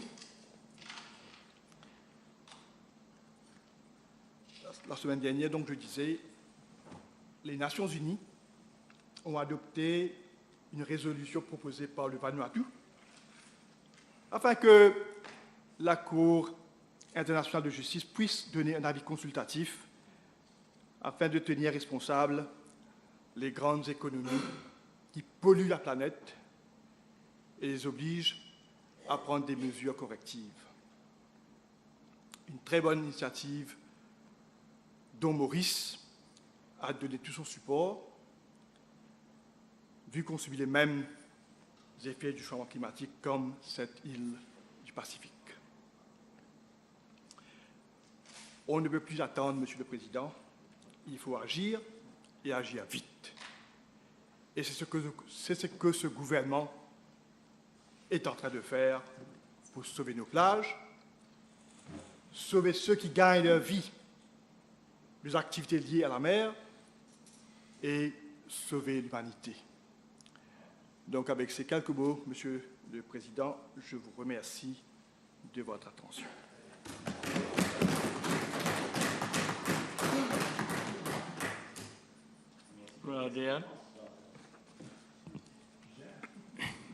Mr. Speaker, sir, thank you for giving me this opportunity to shed some light on the Supplementary Appropriation 2022-2023 bill presented by Honorable Renganaden Padayachi, Minister of Finance, Economic Planning and Development. I will try to be very short and brief during my intervention. Let me remind the House that the presentation of a supplementary appropriation bill and ensuing debate is a common and recurring exercise that has been brought in this August Assembly by different governments to meet for expenses not provided in the appropriation bill. I will choose not to dwell in those unfounded arguments by the members of opposition. We fortunately have une population éclairée who can clearly understand that it is members of this side of the House who has the interests of our citizens at heart. Mr. Speaker, sir, the Supplementary Appropriation Bill estimates of Supplementary Expenditure 2022-2023 makes provision for two key projects which translates this vision to place our citizens at the center of the socio-economic development of our country. Never before had the government invested to such an extent in the welfare and well-being of its population, particularly by paying special attention to those at the lower rung of the economic ladder, despite the dire challenges arising in the aftermath of the COVID-19 pandemic and on the ongoing war between Russia and Ukraine. Mr. Speaker, sir, let me start with the first item under the estimate of supplementary expenditure, which is a provision of 417 million rupees for the construction of a waterfront in the coastal village of Defrères under the National Environment and Climate Change Fund. The construction of the waterfront has become an urgent project for several reasons, as mentioned previously by my colleague. Firstly, as you are aware, Mr. Speaker, sir, our country, being a small island development state, is directly impacted by climate change, particularly in the coastal regions. The objective of the project is therefore to rehabilitate the region from the nefarious effect of erosion, which will result in irreversible consequences if left unattended. Secondly, it remains high on the agenda of government to make our country a preferred tourist destination and thus consolidating the tourism sector as a main pillar of the economy. The waterfront will therefore provide better road access to tourists along the eastern coast. These roads lead to some of the most reputable hotels in the country, such as Anaita, Four Seasons, Shangri-La Le Tourist-Rock, all of which are found in my constituency, that is constituency number 10. Moreover, a wharf, which is already situated at Grand River Southeast, the longest river in Mauritius, also famous for its waterfall, greatly facilitates and increases the movement of tourists and visitors from Defrères to l'Île aux Cerfs, which is one of the main tourist attractions in the East.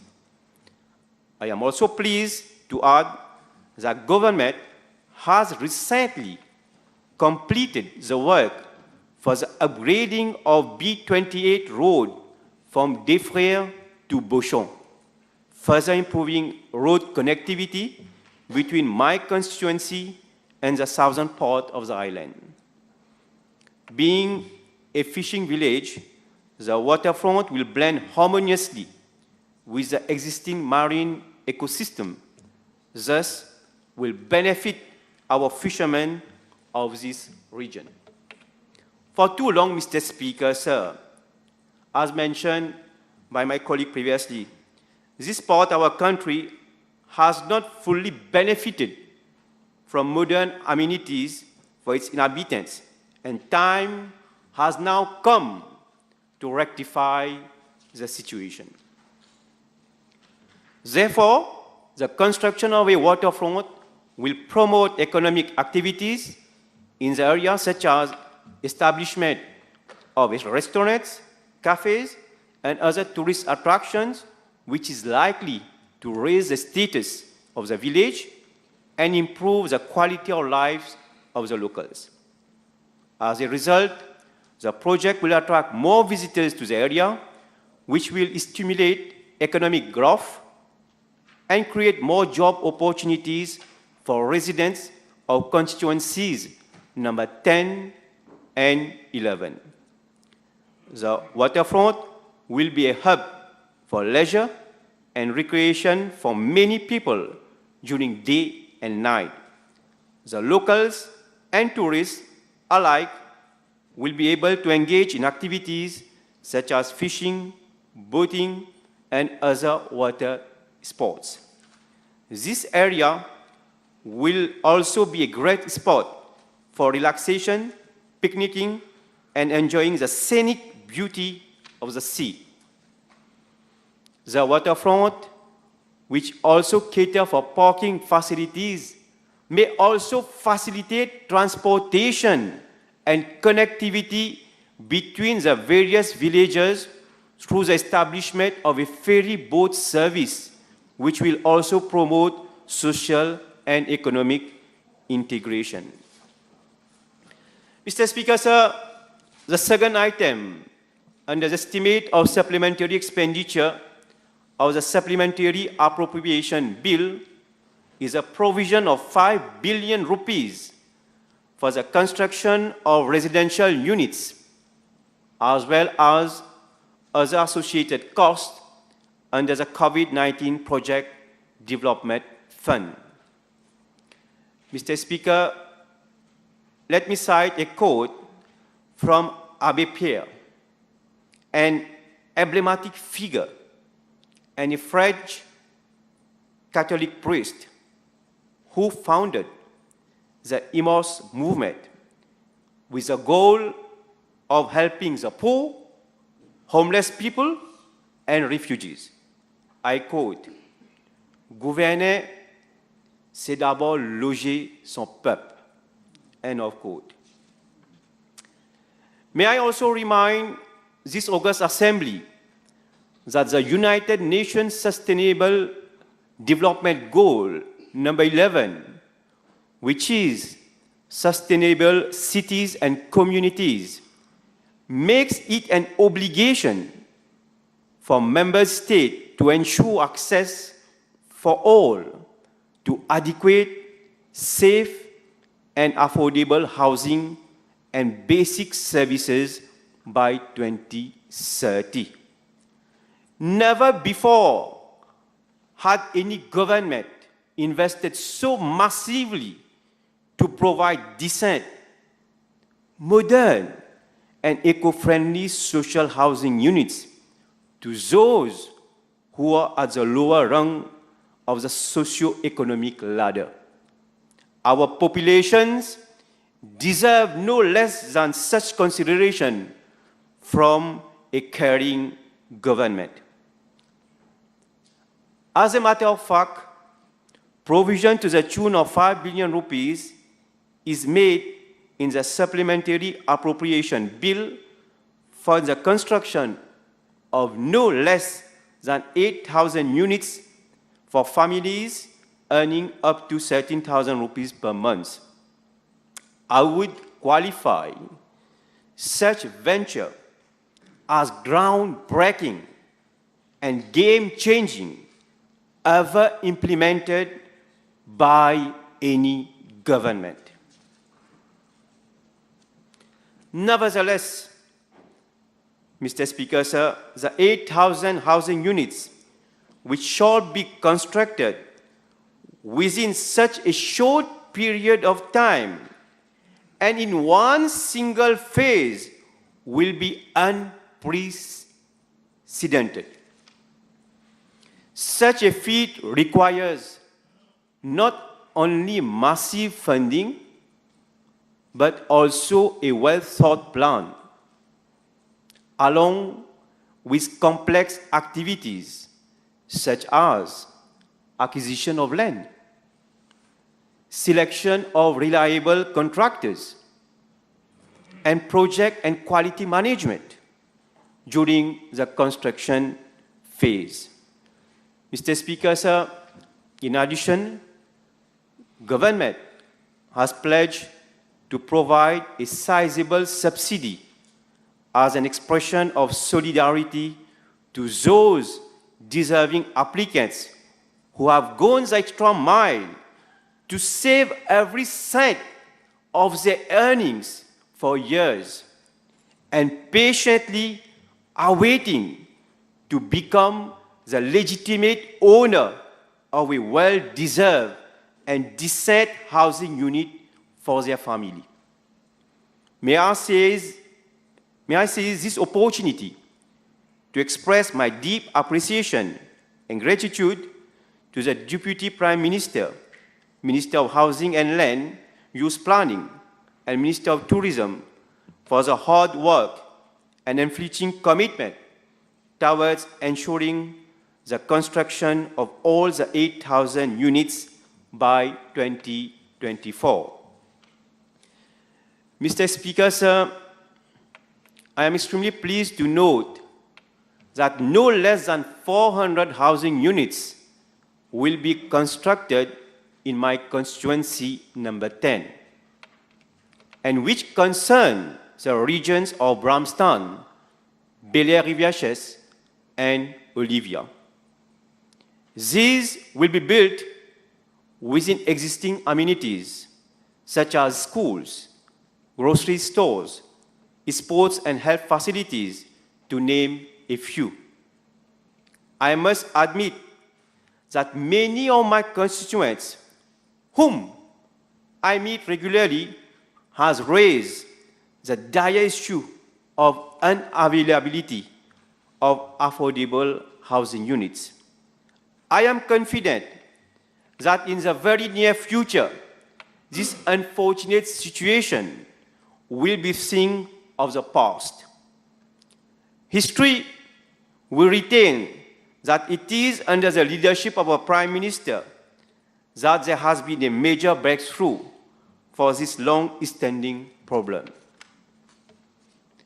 I am also informed that these housing units will be built in line with latest trends and best practices in architectural design, landscaping, ergonomic features, as well as adopting sustainable and eco-friendly practices, such as the use of photovoltaic electricity supply, rainwater harvesting, and many more.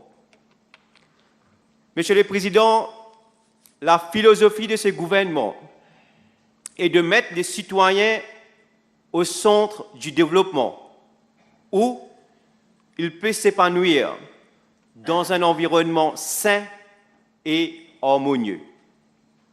Mr. Speaker, sir, my pride and happiness reside in my humble contribution to the betterment of the citizens, coming from the four corners of the country, particularly those residing in the eastern region.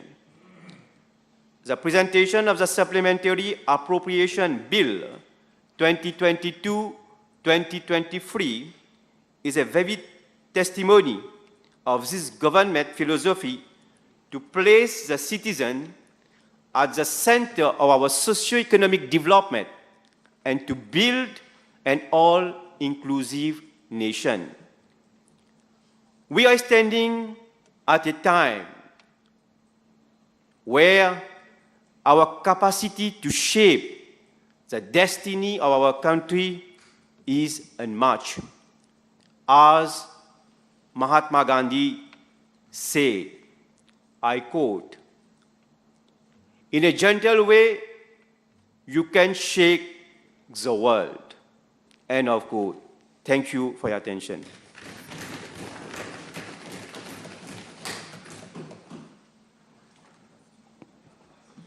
Mr. Speaker, sir, we are being requested to vote for the sum of 5 billion rupees for the provision required for the construction of residential units, as well as other associated costs under COVID-19 Projects Development Fund for a housing project that could go up to 30 billion rupees. From what I understood from the Minister of Finance opening remarks this morning, this sum is meant for, firstly, to increase the subsidy component for beneficiaries by 2.4 billion rupees, to purchase private plots of land with an increment of 600 million rupees, and the difference, I believe, of 2 million rupees to meet the increased off-site infrastructure costs to the sites. The social housing domain is in a total mess today, with two organizations sur la place. One is the New Social Living Development, which has created and incorporated in 2019 at the Ministry of Finance by the Honorable Padayachi's predecessor, the actual Prime Minister, who was Minister of Finance, and the Financial Secretary, but operationalized by the actual Honorable Deputy Prime Minister when he became Minister of Housing and Lands and Land Use Planning. While the other organization is, of course, the NHDC. The coexistence of these two organizations is the root cause of the problem, because this new NSLD, with political nominees at the head, without required competences in the domain, has done a lot of harm, and the very first one is because of their amateurism, they have lost precious time. And we are talking about 3 years, 2020 to 2023. And we all know that time is money, especially in the construction industry. Since the COVID pandemic, construction costs have escalated by approximately 30%, and this is why we are being asked to vote for additional funds today, especially with regards to the increased subsidy to beneficiaries and the increased off-site infrastructural cost. On Tuesday, 20th of April 2021, I had addressed the House lengthily at adjournment time to tell the Honorable Minister of Housing my concerns and even made a few simple suggestions based on my past experience as former officer in charge of the housing unit at the Ministry of Housing, and that of my passage as managing director of the NHDC. And the main one is to get the NHDC to implement the housing projects instead of the new entity, the NSLD. The reason for which I had advocated for this is that NHDC already has a setup and also a learning curve of 30 years, more than 30 years, in fact. It's therefore more seasoned, and you cannot possibly have a startup like the NSLD to undertake such a massive project. It's logical. I had even suggested to increase the number of staff of the NHDC if need be, but do not set up a new organization. Now, what did the Honorable Obigadu reply to this suggestion of mine? He said simply that this country needs a new entity in the same spirit that the NHDC had replaced the CHA some 30 years ago during the ministerial days of his friend and mentor, the late Mr. Jayant Katari. That was Mr. Obigadu's response.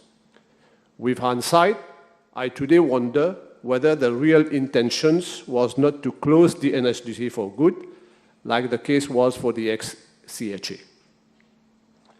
I hope that today the Honorable Minister of Housing realizes that I was right, because over the years, the NHDC has emerged, bon gré, mal gré, and on the other hand, the NSLD has not, for the simple reason that the incompetent political nominees at its head have lamentably failed to deliver.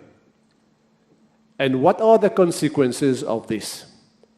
For 3 years, the NSLD has not started anything concrete, but has only succeeded in throwing more than ₹500 million down the drain without starting the construction of a single housing unit. I've said it outside the House and in the press. The consultants the NSLD had recruited after several failed tender exercises at a total cost of more than 1 billion rupees has had their contracts terminated at the hefty cost to taxpayers of 300 million rupees because they have produced ridiculous units of social housing at 6 million rupees per unit, purportedly. If you add the 200 million rupees of running costs of the NSLD since it became operational, you get a sunk cost of $500 million as at date, even before la première coup de pioche. One should not forget that the NSLD has a yearly recurrent budget of 78 million rupees. Now that these consultants are laughing their way to the bank, the government has resorted to the construction of the previous all-NSDC model, meaning the duplexes, the terrace housing models, the so-called Exim Bank housing types, to be built by selected contractors on a design and build basis, and mind you, without any tendering process. Therefore, a real festival de contrat, like I had predicted in this very house on 20th April 2021. These were the words I used. It can be verified, it's in Hansard. But where is the revolutionary concept from a progressive government that the Honorable Obigadu had promised here on the same day in reply to me? I question. It took the Minister of Finance and the Minister of Housing 3 years to come up with a very expensive, worse version of a design and build of an all-Exim type model at 2.7 million rupees per unit. If they had listened to me, if they had listened to us, the NSDC could have floated the tenders, and these housing units, if they had been done in 2020, these housing units would have been ready today and would have costed less than 2 million rupees. Both the government and the beneficiaries would have benefited. This is big-time failure. I remember very clearly what the Honorable Obigadu replied to me on the day, 20th April 2021. He said, and I quote, "Traditional approaches used by all governments, given the complexity of the tasks, have failed to produce the desired results, even though financing was provided in the budget." End of quotation. I wonder what the Honorable Obigadu has to say today. I said it just now, a worse version of the Exim type housing project, because the bids that the NSLD will be receiving this week for these houses to be delivered on a design and build basis will cost 2.7 million rupees for a very basic unit, and the rest to the houses will come as options. Just like if you're buying a car, when you're buying a car, all kinds of options are available, but with incremental prices and cost. Furthermore, the contractors have 15 months to deliver the housing units, including design works and obtaining all permits. Very, very short contract period indeed. Some places, there are 400 housing units. We've heard it this morning. It must be borne in mind that some sites are very complex as well in terms of topography and in terms of accessibility. Now, the Honorable Leader of Opposition has asked this morning if performance bonds are included in the contracts. This is a very pertinent question. And it did not appear that the Honorable Minister of Housing was 100% sure about it. In fact, just now, he was playing the eye game, showing to you that you should be answering whether there is performance bond or not. Yeah, very funny indeed. I did not know he had such a good sense of humor. Yeah. Let me mention a few things that he could additionally look into The more so that these design and build contracts, where the contractor is the paymaster to the contractor, who will design and supervise the whole construction process. We all know that contractors are not in charitable businesses, and they exist to maximize profits. So my plea to the Honourable Minister of Housing tonight is to check on major provisions like defect liability period, retention money, as provided for in FIDIC, conditions of contract, which is the Fédération Internationale des Ingénieurs Conseils, and to make sure that no provision is submitted to exclude the inclusion of decennial guarantee as provided under the Code Civil, especially if contractors are given the liberty of coming up with different technologies. If not, we will be in mayhem. Like the case is for Gros Caillou and SDC complex, which I had visited after last January's inundation, and for which, as a matter of fact, the Honorable Rajesh Bhagwan was supposed to raise at adjournment time tonight for the sake of his constituents who are having a hard time living in this complex. I have listened to the Honorable Minister of Finance carefully this morning to the population, and I have noticed that in talking about the different salary ranges, he has again mentioned that he is limiting beneficiaries to up to the ceiling of 30,000 rupees. Now,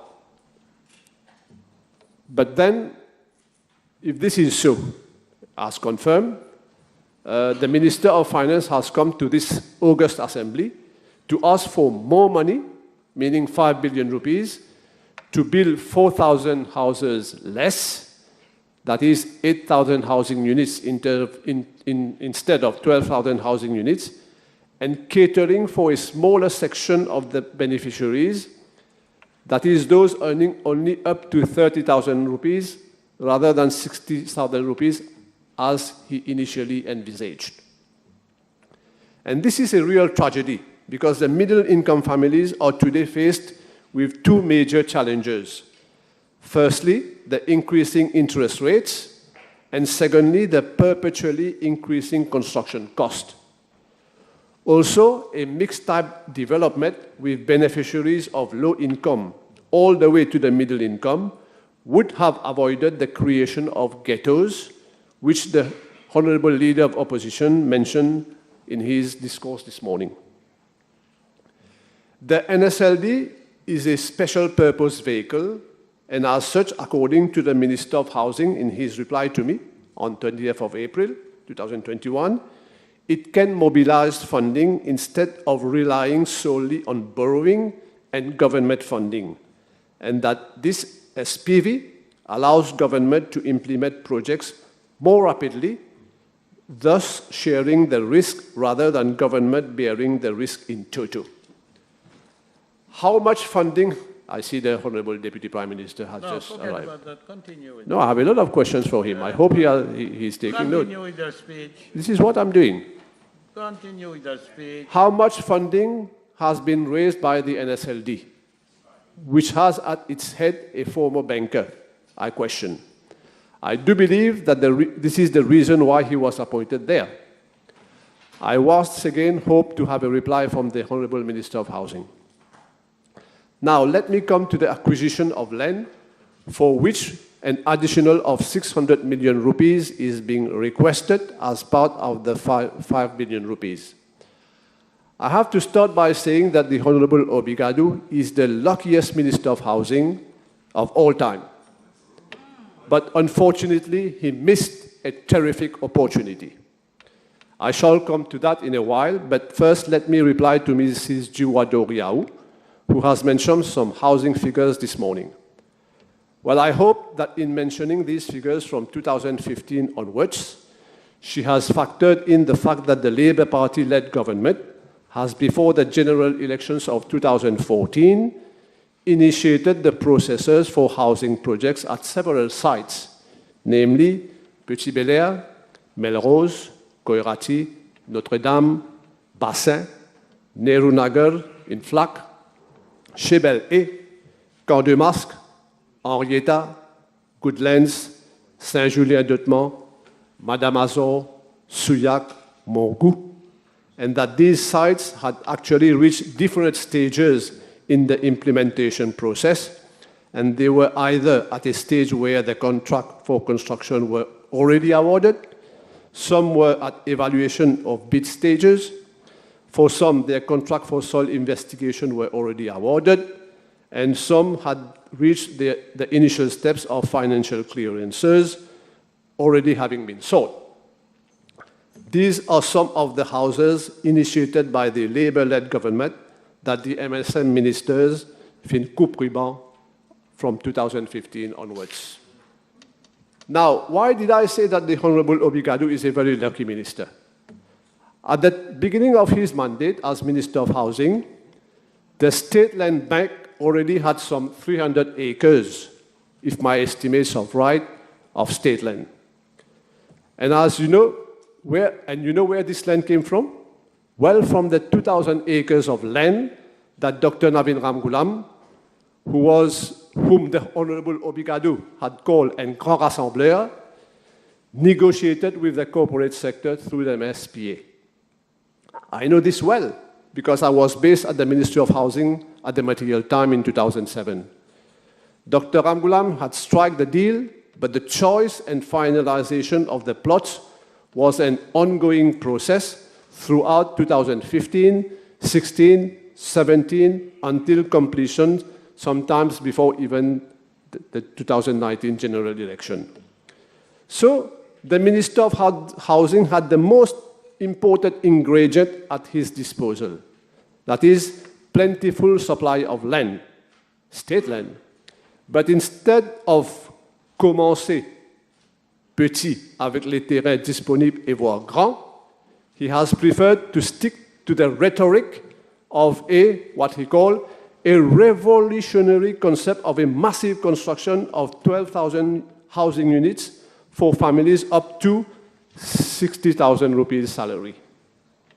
And what is the result of this overzealous attitude today? Huge delays, higher prices, less future beneficiaries with reduced income ceiling.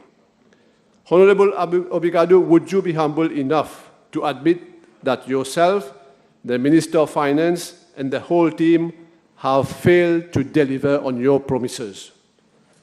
And please do not use COVID as an excuse. One question at this stage: if you are going only for 8,000 housing units rather than 12,000 housing units, why would you, the government, need to buy private land like the one that was bought from the transfers of the MSM in Highlands? I think the Honorable Asiawaden spoke lengthily about it just now, for which the land is unusable because it is marshy. Is the land bank of 300 acres not sufficient for your housing project of 8,000 housing units? As a matter of fact, I had put a question on this for today, but unfortunately, there are no PQs today because of the bill. Now let me mention another area where social housing is costing taxpayers a lot of money, and this is due to mismanagement of contracts by these people that the Honorable Leader of Opposition mentioned this morning, Mr. AR, Mr. S, Mr. DHY, etc. The case of Super Construction Limited for the construction of housing units at Shebel, a subject of a parliamentary question of mine, is a case in point. Big mess. Following arbitration, 45 million rupees had to be paid last year. Let me take a more recent arbitration case, that of housing unit at Mardalbea by the same contractor, Super Construction Limited, for which the award took place last Friday only, a few days ago. The contractor, Super Construction, won on all fronts, on a much bigger award this time, 75 million rupees. More good money down the drain, as if there is no tomorrow. How come so much of mismanagement? Where to get all this money? These are the two questions to the Minister of Housing.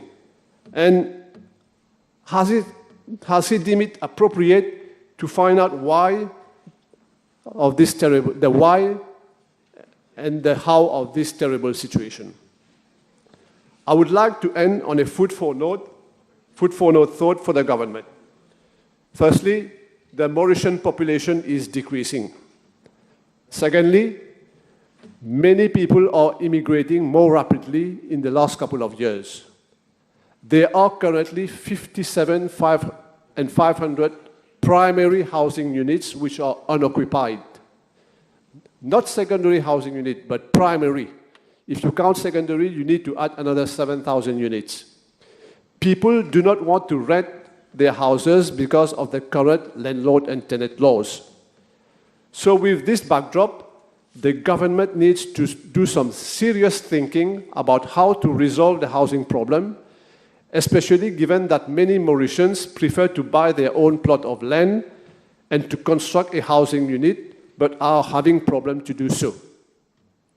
Government could make land available, because there is plentiful of land, and facilities available for the construction, and to give additional facilities, for example, enhance roof slab grant. With the NSLD's inability to commence any single housing project, and in the light of all the mismanagement which culminated in the loss of precious time, and in addition to the level of wastage of public money, and with such level of mismanagement as detailed by myself and my colleagues of the opposition before me, I also expressed doubt about the intention about this request for 5 billion rupees and request that the whole proposal be revisited. Thank you.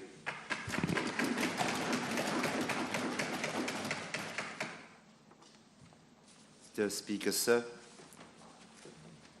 what I know today is that the word of truth came from the mouth of the leader of the opposition, Honorable Utin, Honorable Patrick Asavadan, Honorable Osman Mohamed, who spoke before me. Why the word of truth, Mr. Speaker? Because since this morning, others has been glorifying the Prime Minister, the Minister of Finance, and as well the Deputy Prime Minister for coming to the House today and asking for fund. I have to remind the House again, Mr. Speaker, sir, that we are here today to debate about a request for fund that's supposed to be used for the construction of 8,000 houses, social housing unit. Many questions, Mr. Speaker, sir, since this morning from the leader of the opposition. Many uncertainties from my friends on the opposition side. Many remarks of opacity, lack of transparency has been put forward by my colleague on this side of the House. I was maybe, Mr. Speaker, sir, expecting to see the name of the Deputy Prime Minister on the top of this list today.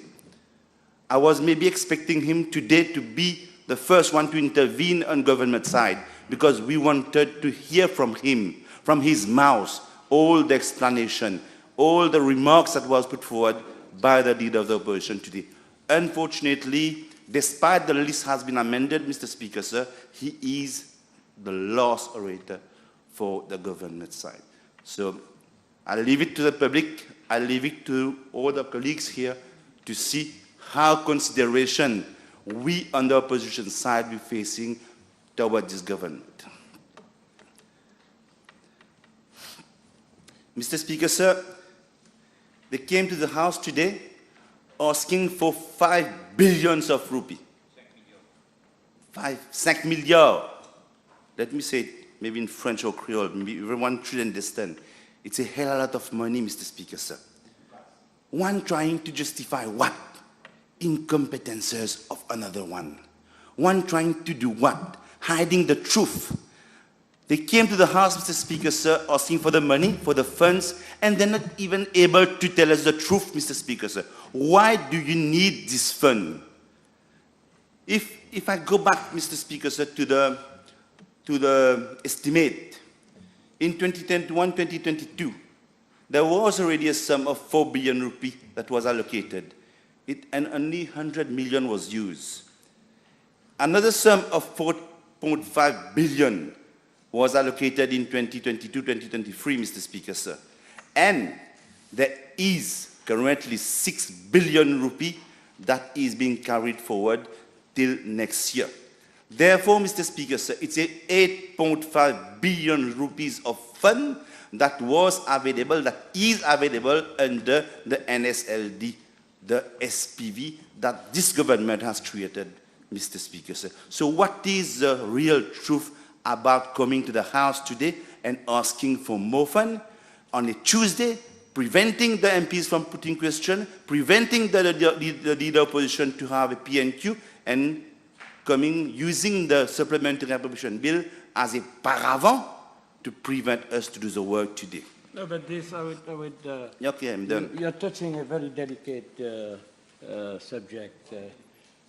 Any government in the world has a duty to present this kind of bill, and you have the duty to criticize if you are not agreeable. But you cannot prevent.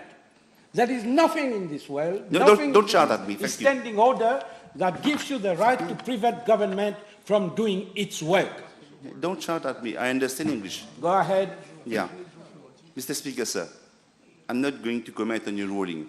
But you can't comment. I will not. And you should I'm not. just telling you. It's a ruling. Yes, that's what I'm telling you. Continue. It could be any day, any other day, except a Tuesday. That's what I want to do. I have to tell you. Mr. Speaker, sir, 8.5 billion rupees was available. How was this money spent? Has he been spending this money? How much fund is still available now at the NSLD? What is the projection for expenditure?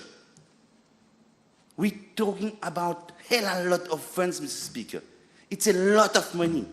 It is public fund. It's not my money, no, your money. It is the money belonging to the population. And you know, what today makes me feel very puzzled is about wastage of public fund.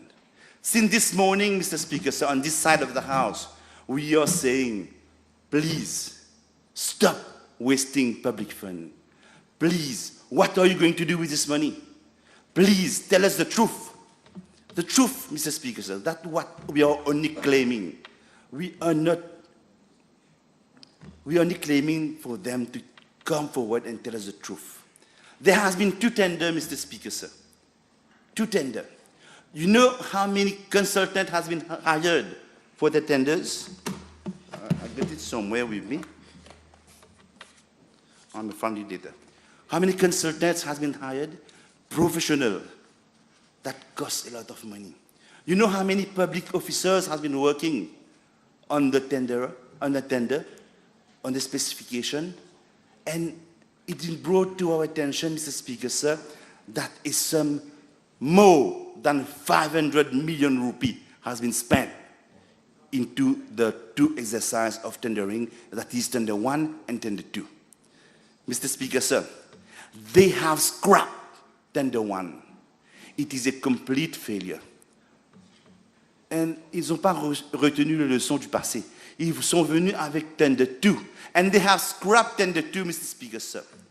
Ils ont dépensé plus de 500 millions de roupies dans des exercices de tendering qui n'a abouti à rien.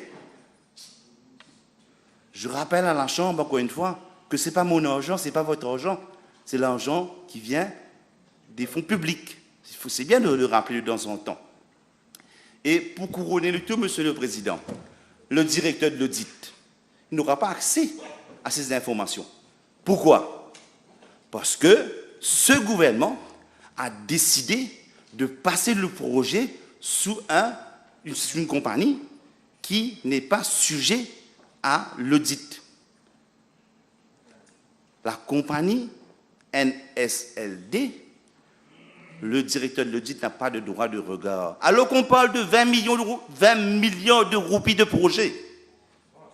Ah, ça ne m'étonnerait pas qu'on passe à 30, 40 avec ce gouvernement. Ça ne m'étonnerait pas. On parle des chiffres faramineux. Et il n'y a pas de contrôle. est-ce que ces gens-là vont pouvoir contrôler l'argent public?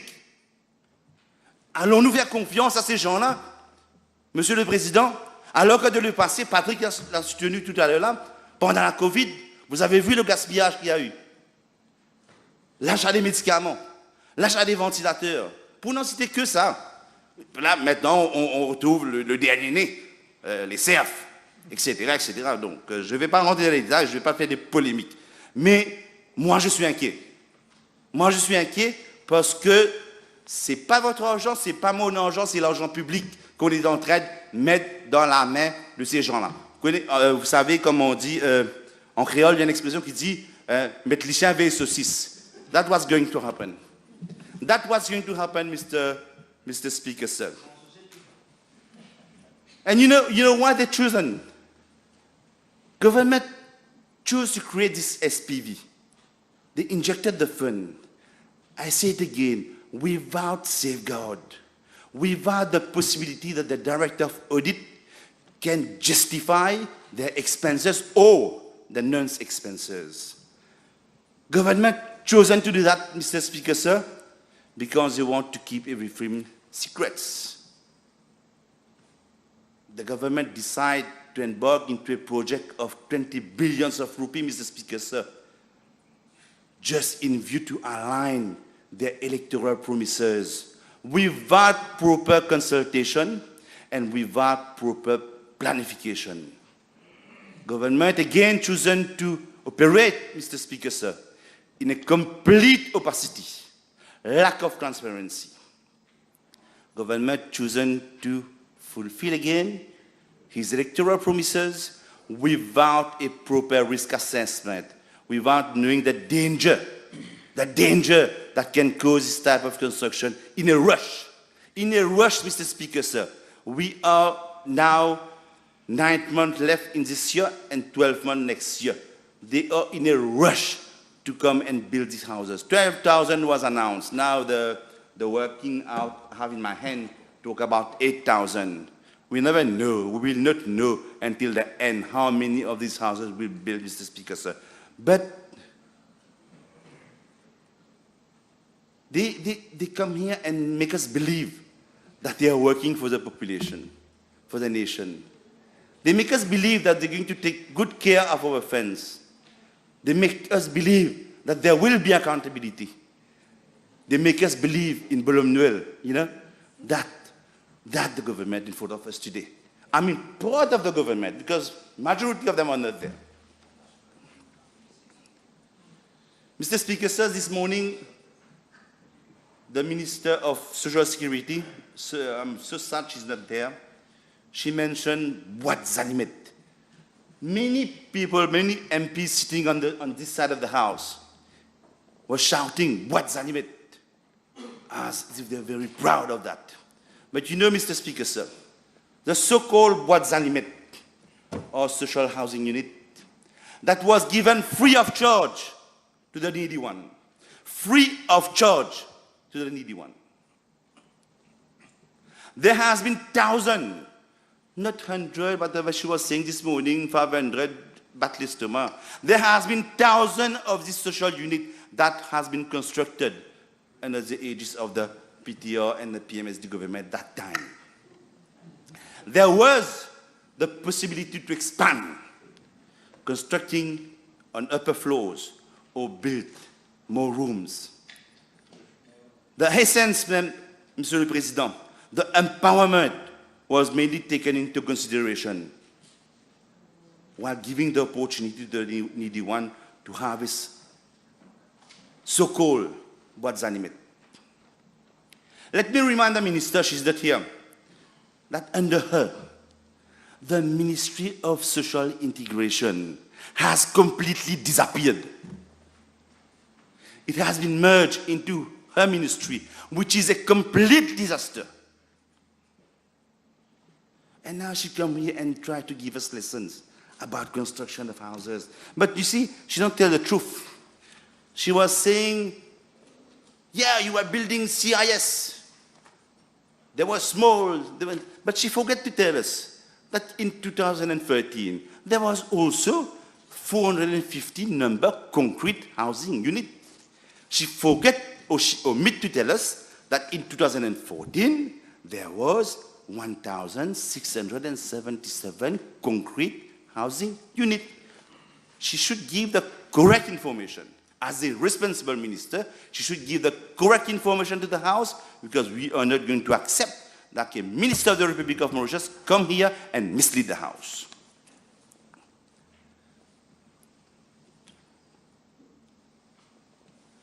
Mr. Speaker, sir, I've tried to come up in my mind, how did the Minister of Housing and Land came with a figure of 2.7 million rupee per unit?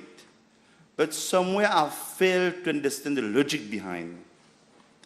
Previously, in the same house, the minister was unable to confirm whether this housing unit would cost 6 million rupee or not, despite he spent 500 million rupee with consultancy fees, the firm, and he was unable to tell us the truth. And what he said in the House is, I don't know. Somewhere, somehow, Mr. Speaker, sir, the whole concept has changed. The whole concept, the basic principle of construction, unfortunately, Nakchedi is not here. The whole concept has changed. Now, we're talking about... You should be referring to an But he's elected not member, here. Honorable Nakchedi. Honorable Nakchedi. I'm sorry, Mr. Speaker, sir. The whole concept changed, Mr. Speaker, sir. No more tender. No more competition. They use the grade A list, which is a large contractor from CIDB, and invited the contractor for a design and build proposal. Why I mentioned Honorable Nakchedi? Because he said this late, but he forgot to tell us something as well. When doing so, this government is taking from their shoulder the responsibility to complete and do a proper project. Let me tell you why.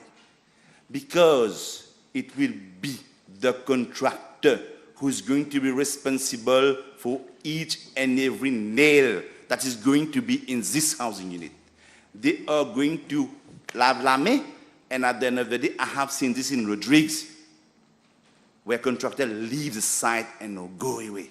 I have seen it in Mauritius, when contractor leaves the site and go away.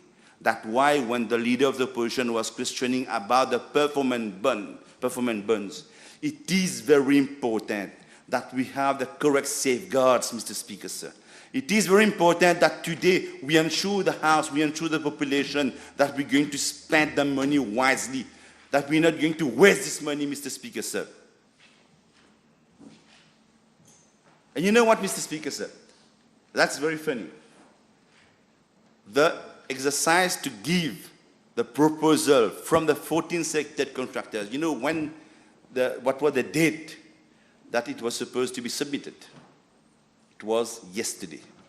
And I would like this minister, when he's going to intervene after me, tell me concretely how many out of the 14 contractors did submit a proposal saying that they can build the houses at a budget of 2.7 million of rupees. Mr. Speaker, sir, it's only 14 names.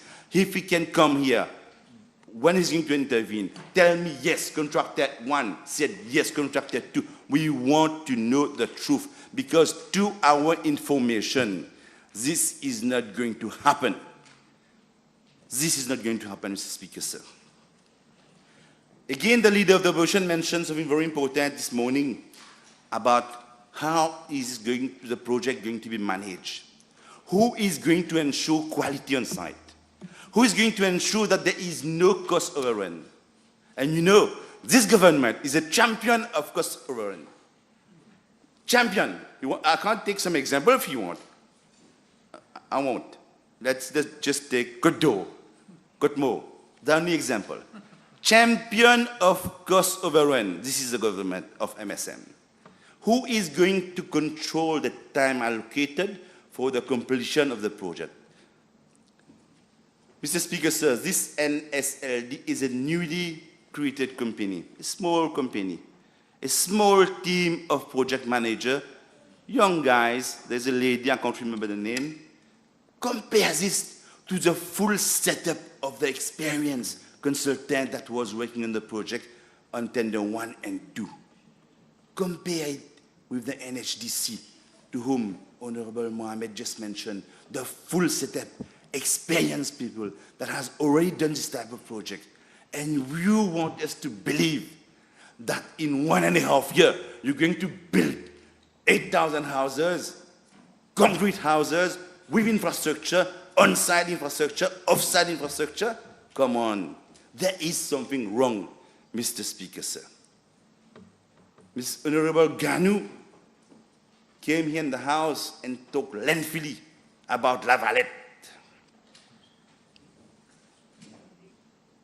I was not there. I was at the office, and at my age, I listened to him.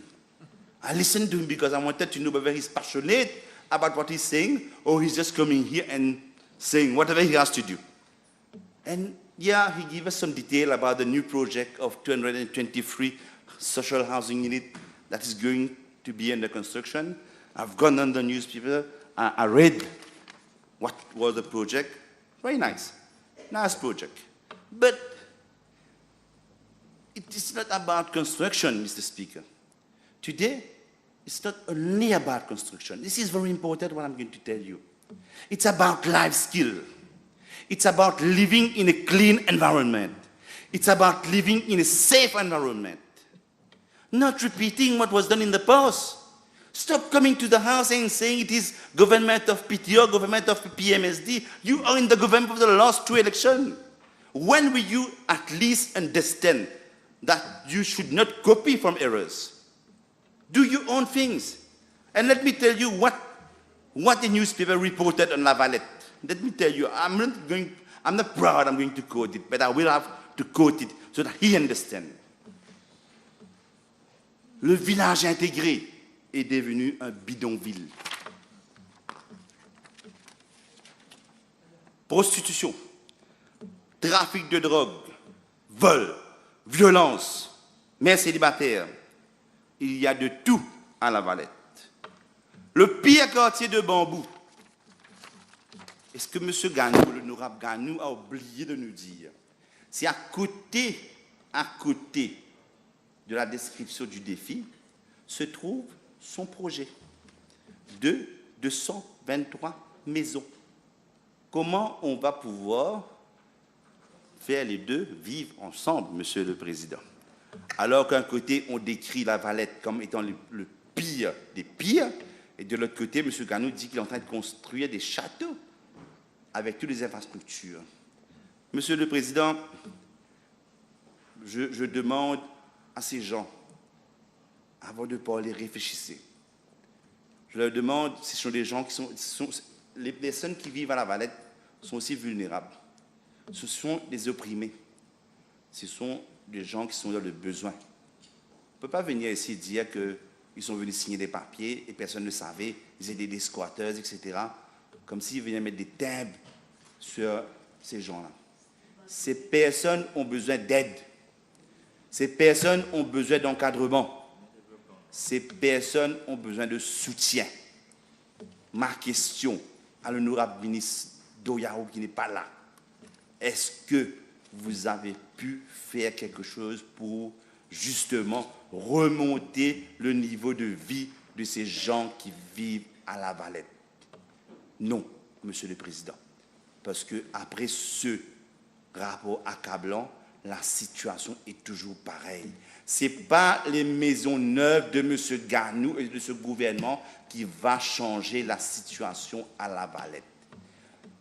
Il faudrait que ce ministre et ses collègues ont la volonté de le faire. Je ne vais pas m'attarder dessus. Et je vous donne un simple exemple, Monsieur le Président. Il y a 52 street lights à La Valette. Vous savez combien fonctionnent sur les 52? 2. No, but now you're going too far, stretching away from the main debate. I'm going to conclude. The main debate is about construction of He talked 12,000 lengthily or about La 8,000 Valette. houses.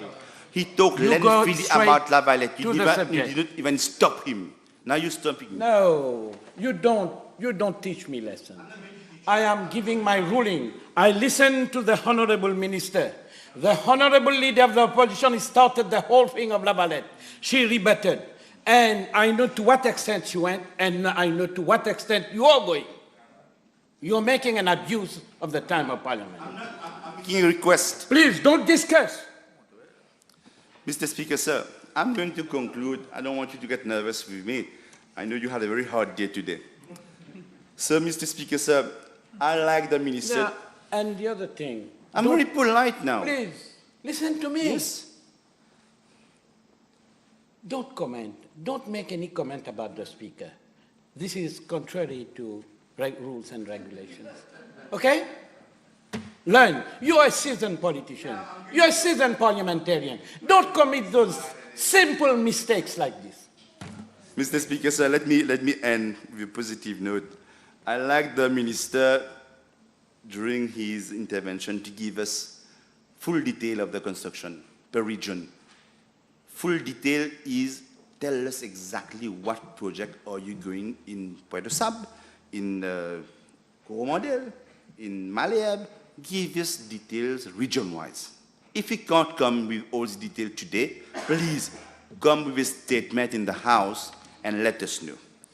Give us the specification of the amenities so that standard can be respected despite the region this is going to be constructed. We need a copy of the contract because, again, the champion of confidential clause is this government. We need a copy of that. We need to know that. We need to know all the contractual clauses that is listed and all the safeguard.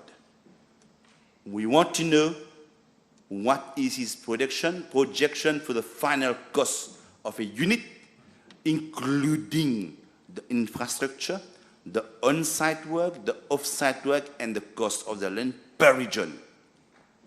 And we want to have full transparency on the financing of the project, as well as a last request.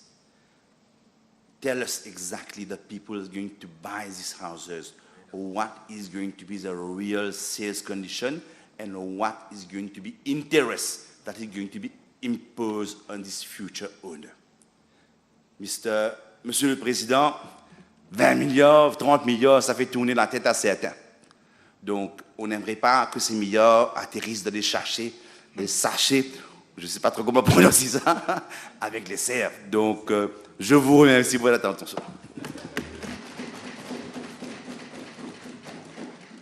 Next orator. Thank you, Mr. Speaker, sir. And thank you for this opportunity, for giving me the chance once again to talk on two main issues that the bill is addressing. That is climate change and housing. Additional funds need to be made available if there are the urgency to do so, to address both issues, because with good governance in terms of housing policy and building resilience toward the negative effects of climate change are central to people's lives, health, dignity, and safety. Policymakers have a responsibility to make sure that decent homes are affordable, safe, and accessible. Appropriation of additional funds with regards to housing policies and housing schemes to low-income, vulnerable people are extremely important. This is where the consolidated fund account of government becomes so important. It is therefore very important to keep the consolidated fund of government healthy to maintain the determinants of health and well-being in our society.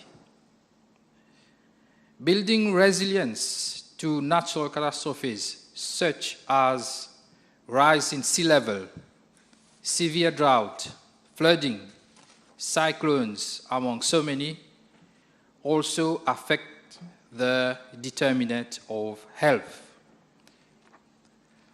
For government to be able to drive action to address the related concerns, which I have already mentioned, health and well-being imply that extra funds are needed to design and readjust policies to shape an inclusive and sustainable approach towards reforms to ensure adequate housing to its citizens through strategic policies. Providing additional funds for affordable housing is important. Mr. Speaker, sir, it is money well distributed. Providing decent and affordable housing infrastructure is not only an important social determinant to the health and well-being of a nation, housing development by sound and sustainable policies also have a very important contribution to the economy. Construction sector has always been a crucial part of our economy, where it brings employment, generating incomes, and is important for sustainable development.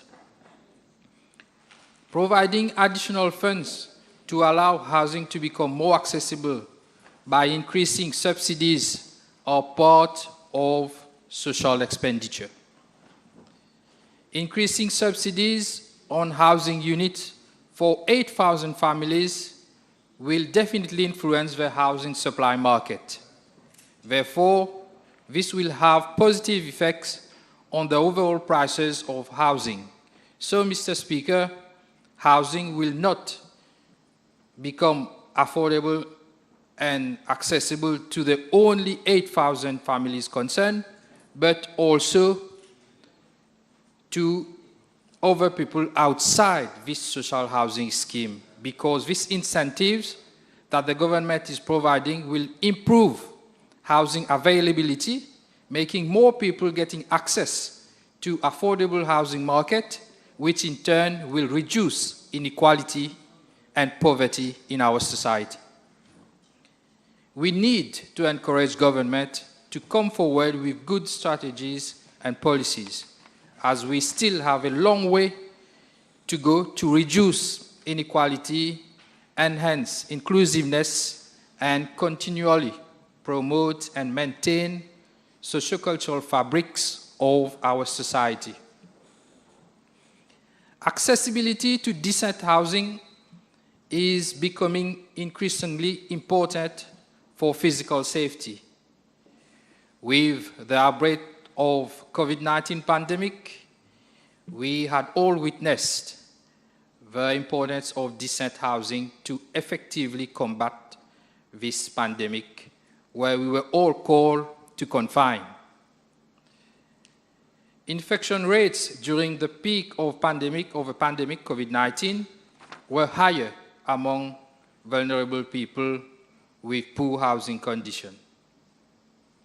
With COVID-19 pandemic, policymakers have noticed how difficult it was to hide homeless people from the virus.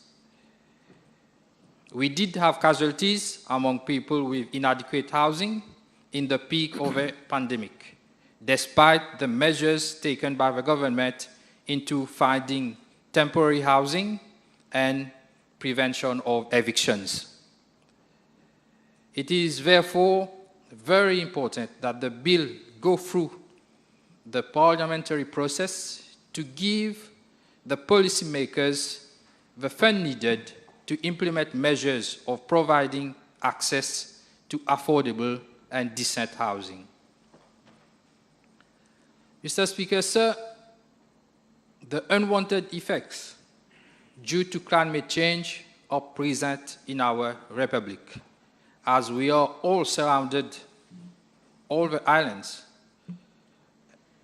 are surrounded by seawater, and we are small, our challenges about climate change and rise in sea water are enormous compared to bigger landlocked places.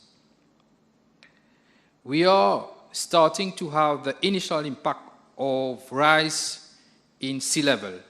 Our coastal ecosystem will be destabilized. Considerable ecological changes will occur. Increased transmission of diseases are possible with rise in sea level. These cataclysmic changes are a recipe for disaster, and sound policies need to be developed urgently as preventive measures well before disaster strike, as by the following trend: disasters due to climate change are almost predictable nowadays. The preventive measures are to devise strategies for sea level rise by constructing of new infrastructures. We need to develop adaptation measures to address anticipated risk. In so doing, all the mitigation and adaptation efforts will affect our national budget. That is why we are undergoing this exercise tonight. With the unpredictability of climate change, it is sometimes difficult to predict the right amount of money to be spent to adapt to the effects of climate change, into how to develop policies to mitigate climate change, even though we have a national risk assessment framework. Climate change, Mr. Speaker, sir, are new factors which affect the national budget. But once again, if proper policies are developed to mitigate the effects of climate change, we will be able to decrease mandatory spending on disasters. This is why Supplementary Appropriation Bill, this Supplementary Appropriation exercise is important. The extent of coastal degradation due to rise in sea level in the Republic is significant. And this is where I come to add my voice to this debate. Mr. Speaker, sir, it is good that this bill is addressing the problem of housing and climate change together, as they are interrelated. A rise in sea level will cause human displacement, especially in small developing states like ours, where many people prefer to live on coastal area. So this issue will be looked at by providing additional funds on housing programs. Mr. Speaker, sir, this is my contribution to this debate, and I thank you for your attention.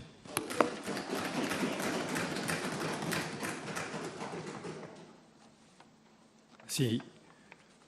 L'honorable collègue membre, on est en train de débattre pour l'allocation de 5,4 milliards de roupies, sollicité par le ministre de Finances, l'honorable ministre de Finances. Beaucoup de questions ont été soulevées par les membres de l'opposition. Ce n'est pas nécessaire que si l'opposition soulève des questions, des appréhensions, qu'il faut absolument que le membre du gouvernement réfute. Écoutez, analysez, et ensuite, au nom de la population, au nom des contribuables, au nom de vos mandants, vous décidez. Je vous donne un exemple. Ça a été pris par mes collègues avant. Un comprimé acheté par le ministère à 7 roupies 90. Honorable member, if you're going to compare, On est en train... I am speaking, I am on my feet. I am regulating the business of the House. If you're going to compare anything with medicine or whatever you're saying, this is not allowed. You go directly to the subject the construction of houses and the money that is being requested? Go directly. As we are here yet again, Mr. Speaker, to debate on the Supplementary Appropriation Bill, I feel disheartened for our people, while people are suffering deeply due to the cost of living crisis. We have seen in the last audit report, published only last week, how public funds are being wasted. Again, Honourable Member, again, we are not debating the report of the Director of Audit as such. We are debating the bill for the construction of 12,000 houses, so 8,000 houses, so go directly to the bill. Yeah. Public funds are being wasted by millions and millions of rupees, pour ne pas dire des milliards. Now the Honourable Minister of Finance requesting for an additional fund of 5.4 billion, out of which 5 billion earmarked for the construction of social housing. I will focus only on aspect of these centrally managed initiatives today, namely the construction of 12,000 housing units. Ce matin, l'honorable Madame la ministre de la Sécurité sociale nous a dit que le gouvernement a construit environ 4000 maisons depuis 2014.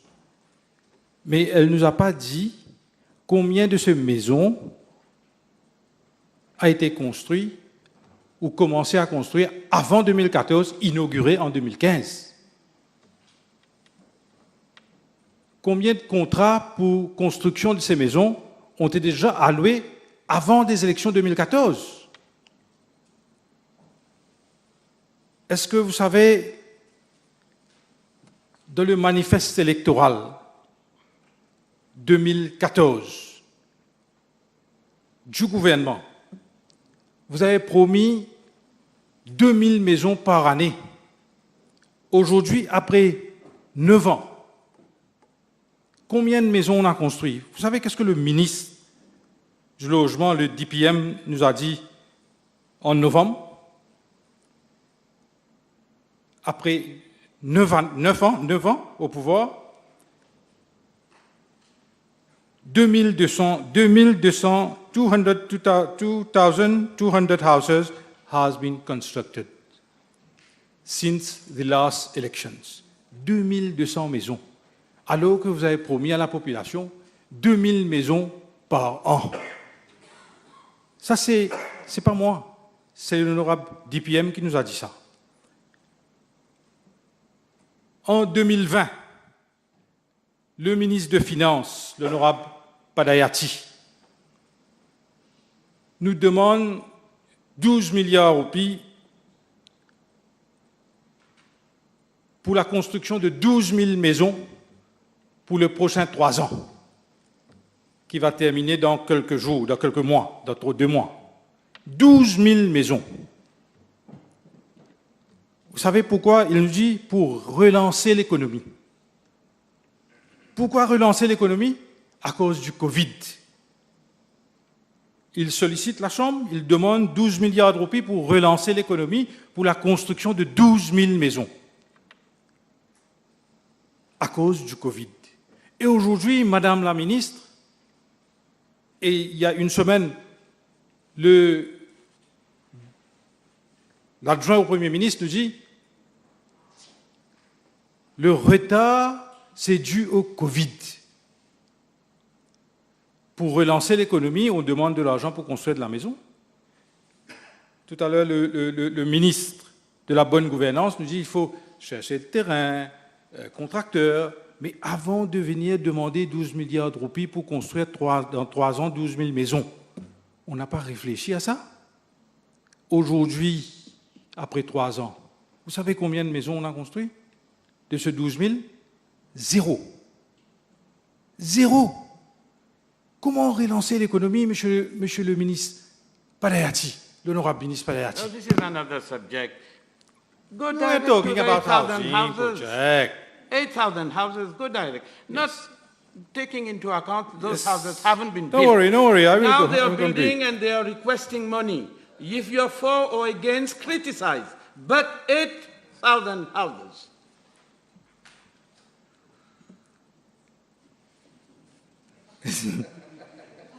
En carissé a fait mon là. Monsieur le ministre, si on vient maintenant au projet de 12 000 maisons, on parle plus de 12 000 maisons aujourd'hui, hein? On parle de 8 000. 8 000, on parle plus de 12 milliards de roupies. Là, on parle pour 8 000 maisons, on parle de 30 milliards de roupies. Si on parle pour 12 000, on doit compter 40 milliards de roupies. Covid même. Voilà ce qui se passe. Et maintenant, monsieur le Président, pourquoi on ne passe pas par la NHDC? Pourquoi on a créé une nouvelle compagnie NSLD? Simple et bonne raison pour contourner le Public Procurement Act. Je vais vous expliquer pourquoi. Je m'adresse plutôt aux membres du gouvernement. Il faut réfléchir, il faut écouter. Monsieur le Président, vous savez, aujourd'hui, les conditions de ce contrat, il n'y a pas d'appel d'offres. Mes collègues ont commandé dessus. Il n'y a pas d'appel d'offres. Vous savez, d'abord, on a fait une demande consultant. Ça a coûté à la population, avant même de commencer le projet, 780 millions de roupies. De ce 780 millions de roupies, on a déjà payé 40%. 280 millions de roupies déjà payés aux consultants. Après, le projet a été scrap. Close. 280 millions de roupies à l'eau.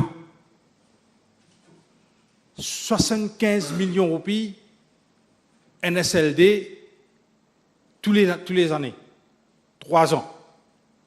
Ça fait 500 millions de roupies. Combien de maisons on a construit à ce jour? 0. 500 millions de roupies, vous savez, beaucoup d'argent. Beaucoup de maisons. Mais qui est responsable? Vous avez 1,7 million de roupies pour construire une maison. Mais pourquoi vous demandez un villa de 11 millions de roupies? Les consultants ne sont pas fautifs. C'est le ministère, c'est le ministre, le DPM. Il faut venir expliquer à la Chambre qu'est-ce que vous avez demandé aux consultants. Quel genre de maison, villa, 11 millions de roupies? Logements sociaux, une unité, 11 millions de roupies. Là, scrap, 500 millions de roupies à l'heure. Maintenant, on vient avec, voilà, j'ai 2,7 millions de roupies. Dieu sait où il a eu, où ils ont eu 2,7 millions de roupies pour décider. Mais qu'est-ce qui se passe maintenant? Laissez-moi vous dire, 2,7 millions de roupies par unité. Pas d'appel d'offres. Ici et là, on prend des contracteurs. Voilà ce qu'ils disent dans les conditions.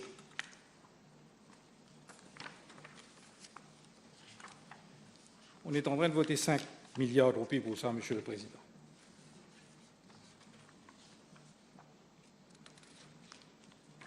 Dépôt.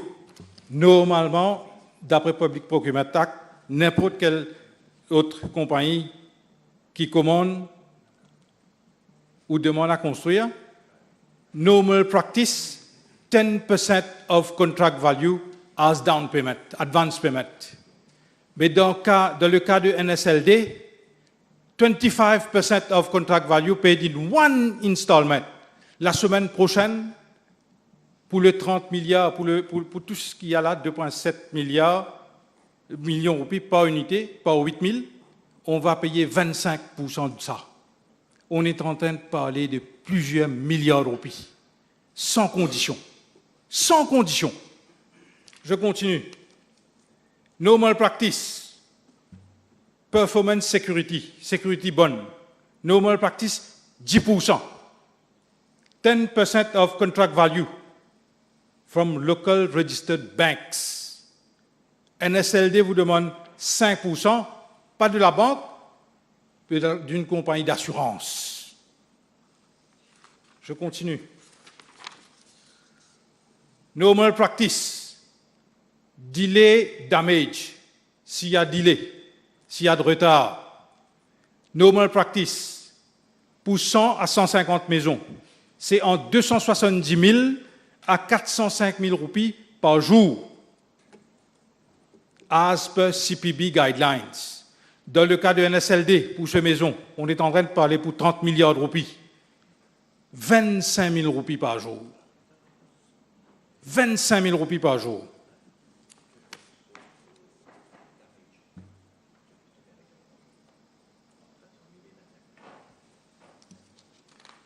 Je continue.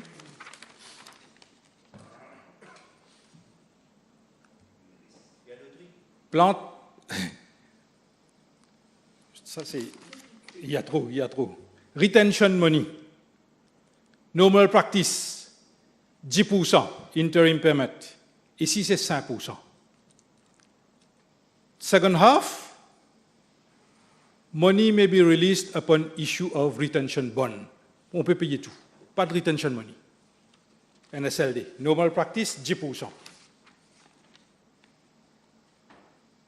No malpractice. Payment effected within 56 days. 56 days. After being checked, etc. In this case, 28 days. When the contractor applies, you have to pay within 28 days. Contractor or value-added tax exempted. On-site dormitories allowed, exceptionally for them. Je peux continuer comme ça, il y a trop. Là, hier, c'était deadline. Deadline 3rd April. Il y a un contracteur qui téléphone, il vous dit que non, je ne suis pas prête, vendredi que je vais déposer ça. Qu'est-ce qu'on peut faire? Il n'y a pas de conditions, il n'y a rien. Maintenant, on est en train de parler quoi? Social housing pour des personnes qui sont vulnérables, qui sont au bas de l'échelle. Si une famille touche 11 000 roupies aujourd'hui, avec ce projet, la famille doit débourser 7 800 roupies par mois pendant 20 ans, par unité. Vous réalisez, une famille qui touche 11 000 roupies, doivent payer 7 900 roupies par mois pendant 20 ans. Flooring, il n'y a pas de tiles, c'est rien, gris. Rien. 7 900. Électricité, CEB, CWA, etc. Qu'est-ce qu'ils mangent? C'est ça, pour les gens qui sont au bas de l'échelle, qu'on est en train de proposer? Voilà. Mais de l'autre côté, Monsieur le Président, de l'autre côté, pour une chassée de 490 arpents. Non, ça concerne ça, Monsieur le Président. I will stop you if you're going outside the subject. It's not outside. I'm comparing. 400 roupies arpents. 400 roupies arpents pour les riches. 400 roupies arpents. Ici, 7 900 roupies pour quelqu'un qui touche 11 000 roupies par mois. Qu'est-ce qu'il mange? There is no relevance. Honorable member. 400 roupies plus CF, plus black level. Honorable member, I am on my feet. There is no relevance between what you're saying and what is here on table in this house. You know fully well that you are outside the subject. Come back to your subject.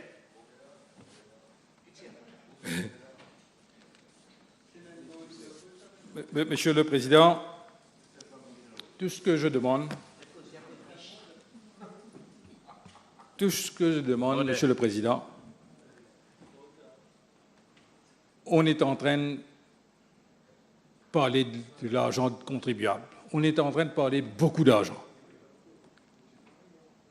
Je demande qu'on utilise cet argent à bon escient, qu'on investit là où il faut.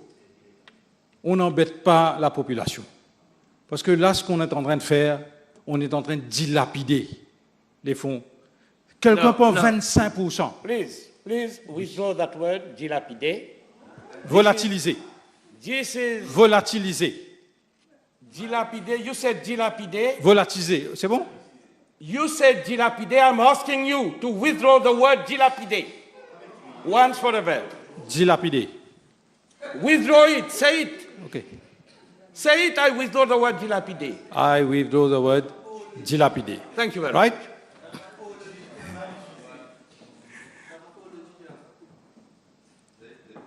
Parliament is one thing, apology is another thing. Later we'll discuss about that. We can talk about that later. Continue, Honorable Member. You were doing very well. Continue. Monsieur le Président, je demande au DPM de venir répondre à toutes ces questions. Les appréhensions, c'est grave. Qui a ordonné, qui a commandé des maisons qui, d'après les consultants, nous coûtent à 11 millions de roupies? Comment les personnes, you already said that. comment des personnes vulnérables? Honorable Member, I'm on my feet. I know. Don't repeat yourself. It is according to standing orders. Don't repeat yourself. Yes.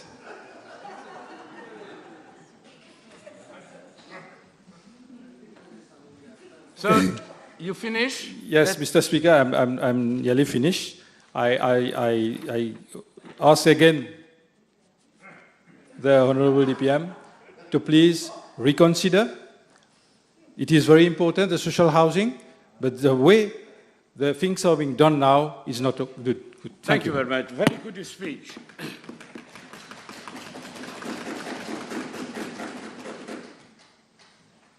Now I'll call Honorable Kunjusha.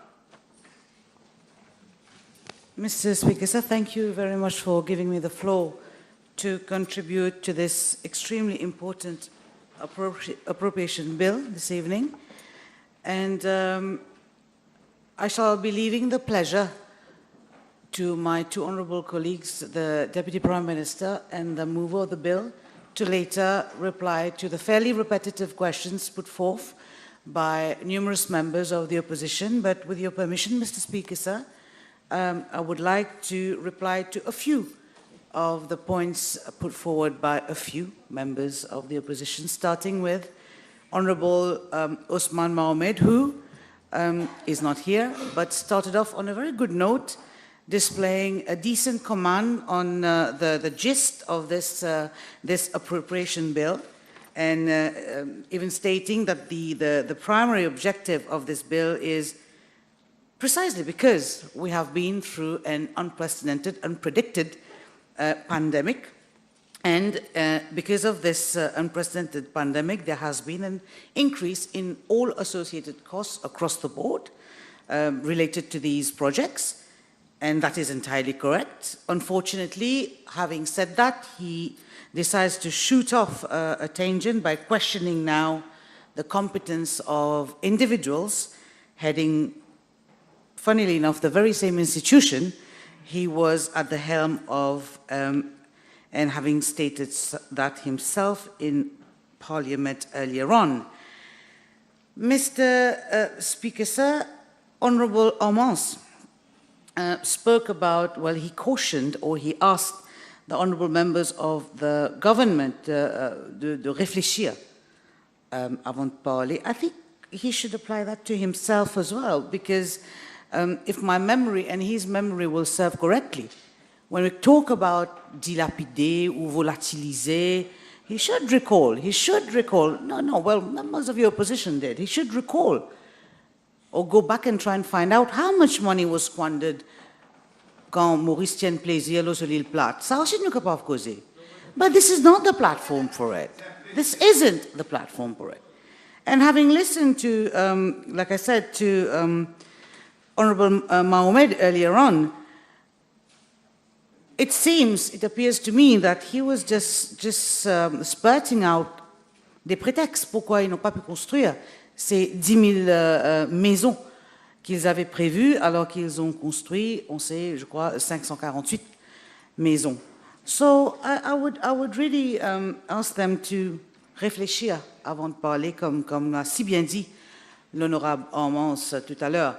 L'honorable Asservaden ended his speech by stating, and I quote, le passé de ce gouvernement nous laisse des doutes. End of quote. Allow me, Mr. Speaker, sir, to gently turn this around.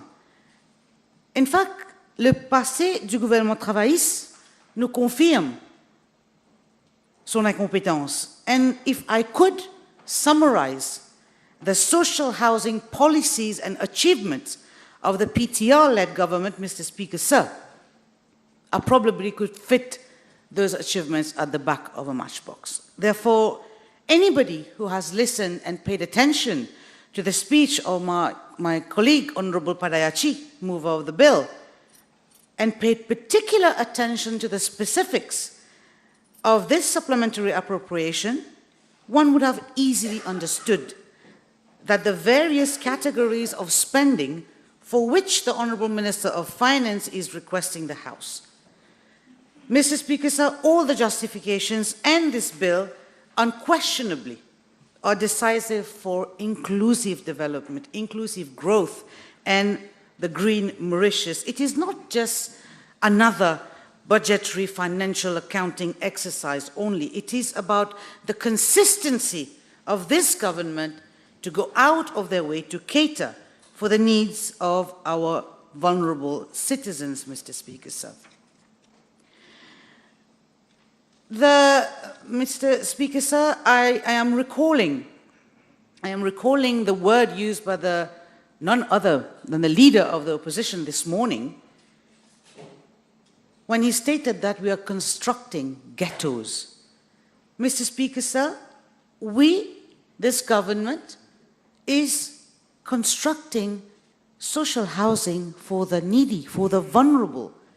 And to coin these social housing units as ghettos is just downright demeaning. He is not here at the moment, but I hope wherever he is paying attention to what I'm saying. The honourable member of opposition was saying that small is beautiful, small is beautiful. He kept saying, he repeated that a few times. Yes, small might be beautiful, Mr. Speaker, sir.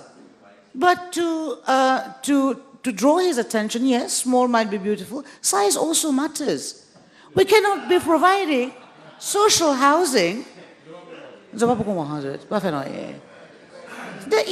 does. When we are providing adequate facilities for the needy, for the vulnerable,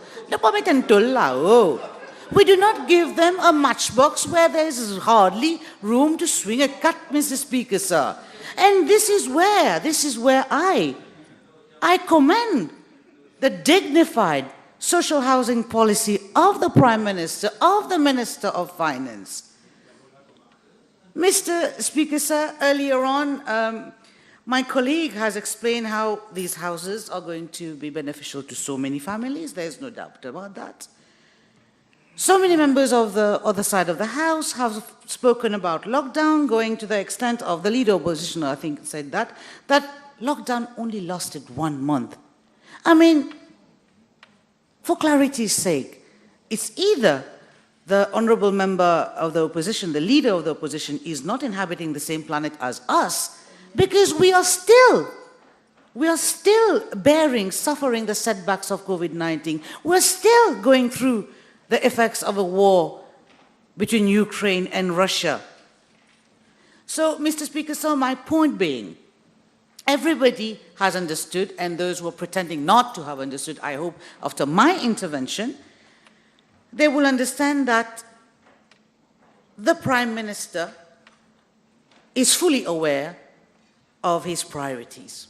And that has been amply demonstrated when the priorities had to be reshuffled, when COVID hit our country, when public health became a priority. And now that we are headed on a recovery path, Mr. Speaker, sir, it is time to go back and do good on our promise, deliver the promise that we have made to this population, which is the way forward onto the journey of green socio-economic development as a sustainable strategy for our people. Hence, Mr. Speaker, sir, the timely introduction of this appropriation bill.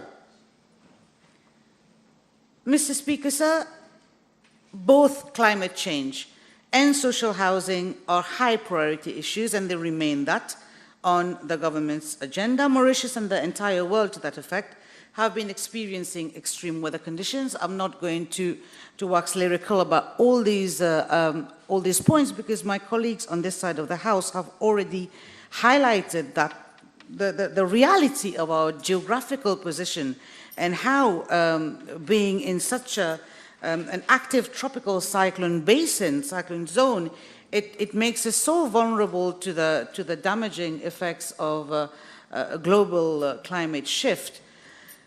Mr. Speaker, sir, no doubt, like stressed out earlier on by my colleague from government side, the waterfront project at Deux Frères will be serving to mitigate the impact of such climate change, as well as, at the same time, opening doors of opportunities for development, tourism, business, leisure activities, and so on and so forth.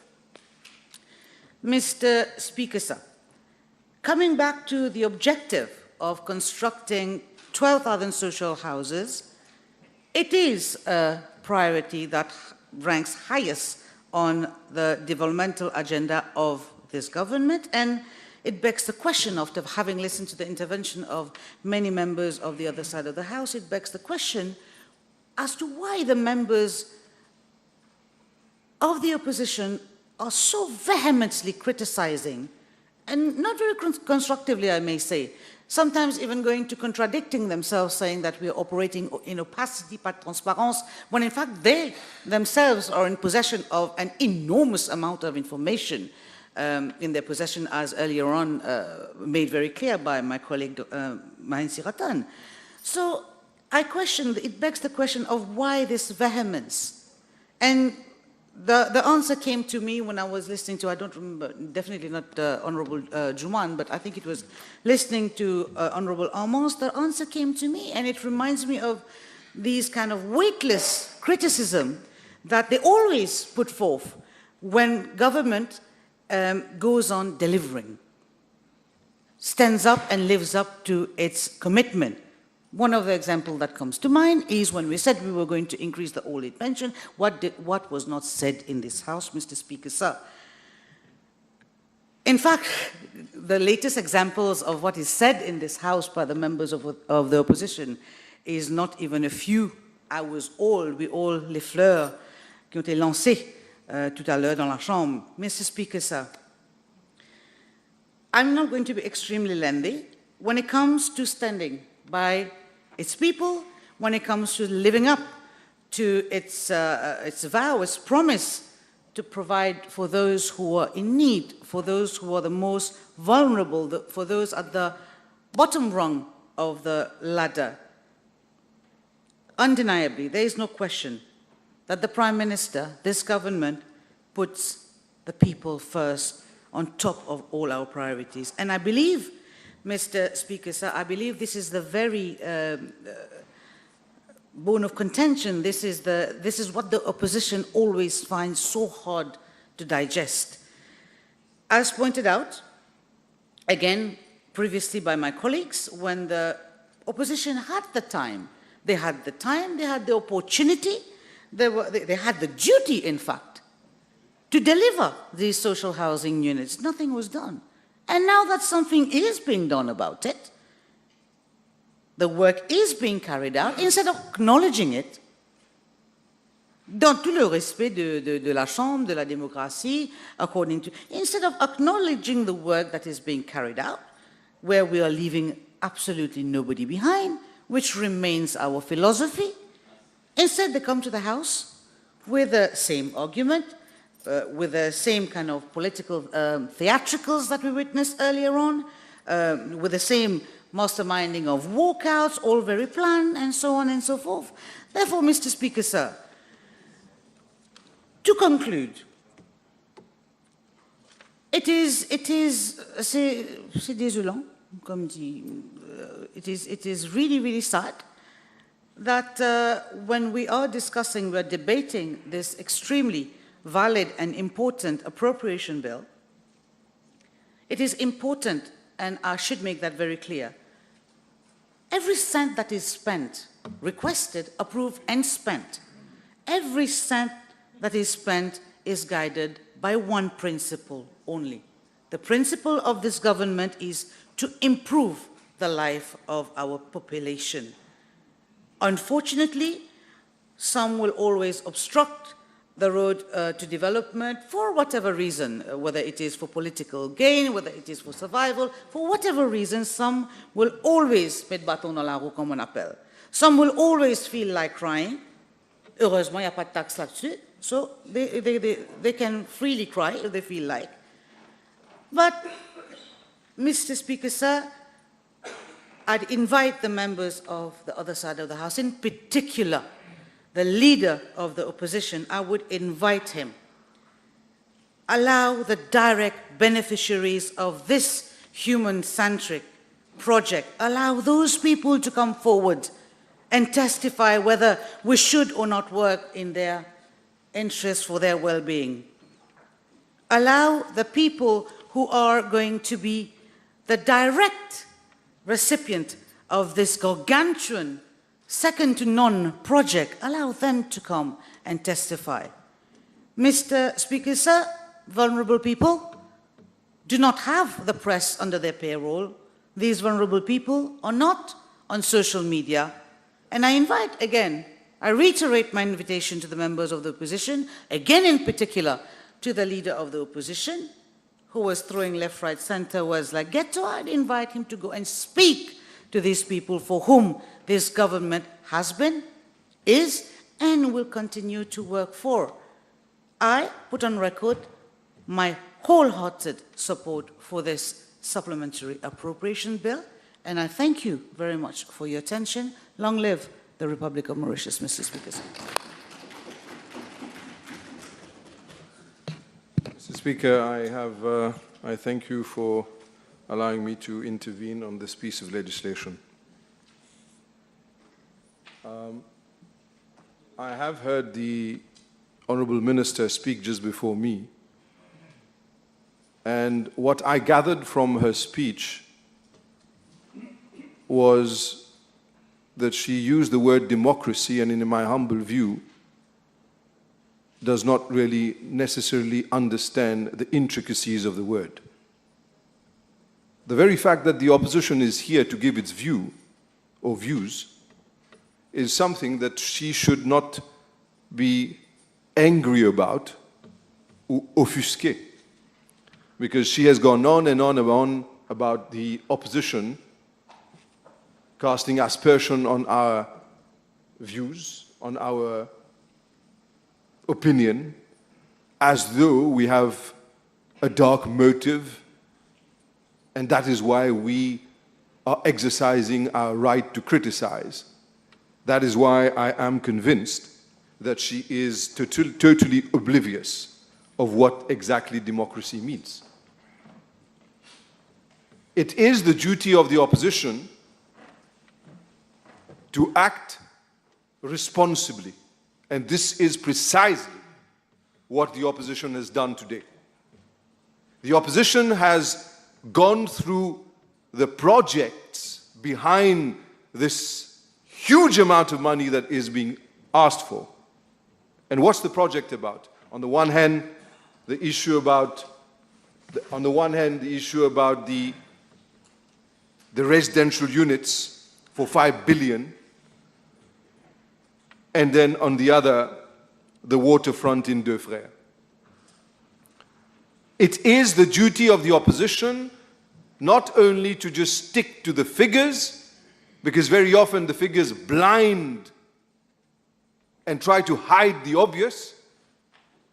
It's necessary, therefore, to go into the details. What exactly is this project for 5 billion rupees about?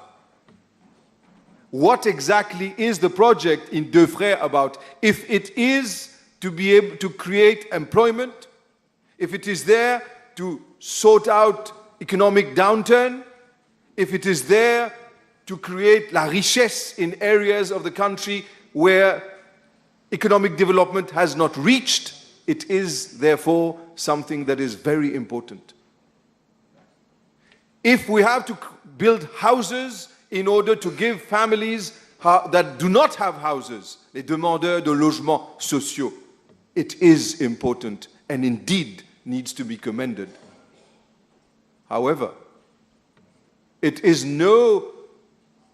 cannot get away scot-free by simply saying, I'm here, I'm going to give accommodation to the poor, I'm going to give accommodation to those who don't have a home, les demandeurs de logement, but at the same time, you keep it secret as to how and in what way you're going to be spending that money that does not belong to you. It does not belong to any single minister or members of government, but it belongs to the taxpayers of this country. You cannot hide behind the idea of doing something that is supposedly charitable, good, social in the objective, but at the same time, you keep the shroud of secrecy. No accountability, none whatsoever. And then you call this democracy. I have never seen a book where this is democracy, where you keep secrets. Can you imagine, Mr. Speaker, we come to this house and we cannot even find out who and how contractors were chosen. What are the issues that would have been exposed if had it gone to the procurement, the normal procurement under the Public Procurement Act? We can't find that out in this house. And I'm convinced they can say whatever they wish. La seule raison pour laquelle a special purpose vehicle was created, the only one reason, is to stop members of parliament from putting questions, the opposition, that the previous orator was so nice to find that it is not democratically correct for us to put those questions. The only reason why this SPV was created was pour nous voiler la face, pour nous empêcher de poser les questions, pour nous empêcher de savoir la vérité, pour nous empêcher de savoir qui exactement obtient le contrat. Si the value that is ascribed to this project, is it reasonable or is it overinflated? Are commissions being paid or not? This is the reason why we cannot find out, because we will not go through the Public Procurement Act, because we need to hide everything. How dare we, members of the opposition, question the right of government to hide things? How dare we, as members of the opposition, ask for accountability? We should not do that. We are wrong. They are right to stay in the darkness. They are right to make everything secret. They are right to maneuver in the dark. They are right because they are in numbers. This is their version of democracy. Their version of democracy means allons bangoler. No. Mais ne posez pas de questions. No. Honorable member, I'll stop you there. Should I withdraw it? Yes. I withdraw it. Let us waste the money. Let us waste. Let us not be responsible in our management of taxpayers' money. In English, maybe it sounds parliamentarily more acceptable, but it means the same thing. Throwing money out of the window because they will do it in secret in their little meetings. But that's democracy, their version. But what is democracy? Democracy is for us to be able to have access to information. I have in my hand here a document which is a document that is produced by the NSLD, New Social Living Development. Honorable Juman referred to this document when he was intervening earlier on. Construction of 12,000 units, phase 1, 8,000 units. And in that document, I read at page 30, and this is a document produced by that company that was, I'm convinced, created to hide the truth. Not to let taxpayers know where the money is going and whose pockets is it lining. That's why it was created. Si un anguille sous roche, at least the procurement agency would have stopped it. If there is unfairness, corruption, we would have found out. But then you can't keep on hiding everything every time. It surfaces. And what does it say here? At page 30, payment to contractor, subclause 14.7, normal practice, as Honorable Juman said. Normal practice is in normal trade. Payment is effected within 56 days after application made by contractor. Here, payment will be effected within 28 days after application made by contractor. Yes? You would be repeating what he has already said. I'm explaining it again. He only said it, now I'm explaining.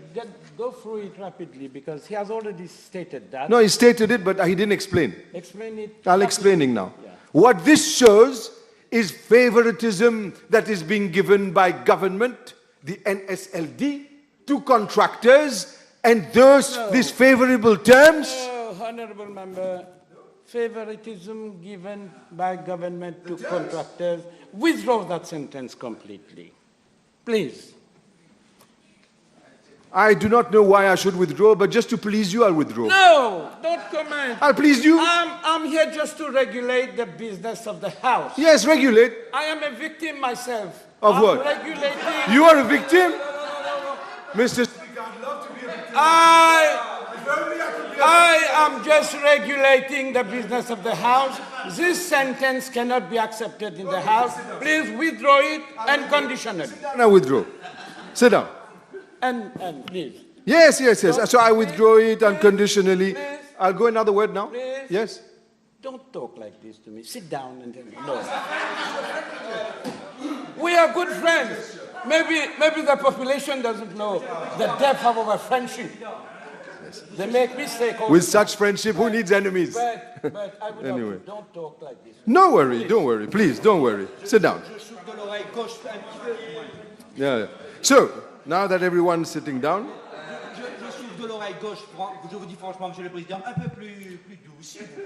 Those terms. Mais là, vous allez trop loin. Vous n'avez pas le droit, comme un membre, à me demander ceci ou cela. Non. Retirez ce mot. Retirez ce mot. Sans condition, tout de suite, retirez ce mot, ou sinon vous partez. Partez. Je souffle de l'oreille gauche. Mon ami, reste s'il te plaît. Please, don't leave me. Je préfère partir. Don't leave me alone. Non, pour protéger mon oreille. Mais mon oreille va avoir mal maintenant. So, why is it that the NSLD are offering better terms to the contractors here? Because the 28 days instead of 56 means that more money is put in the pockets of the contractor faster than in the normal situation. I'll let the population decide and be the judge. And here, if the retention money was once 10%, it's being reduced to 5%.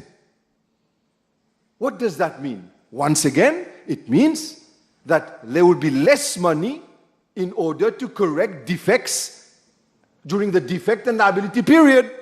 So at some point in time, because of this genius way of managing things, you could end up with a situation where there are defects and liabilities during the period that cannot be corrected because there will be no funds for it anymore.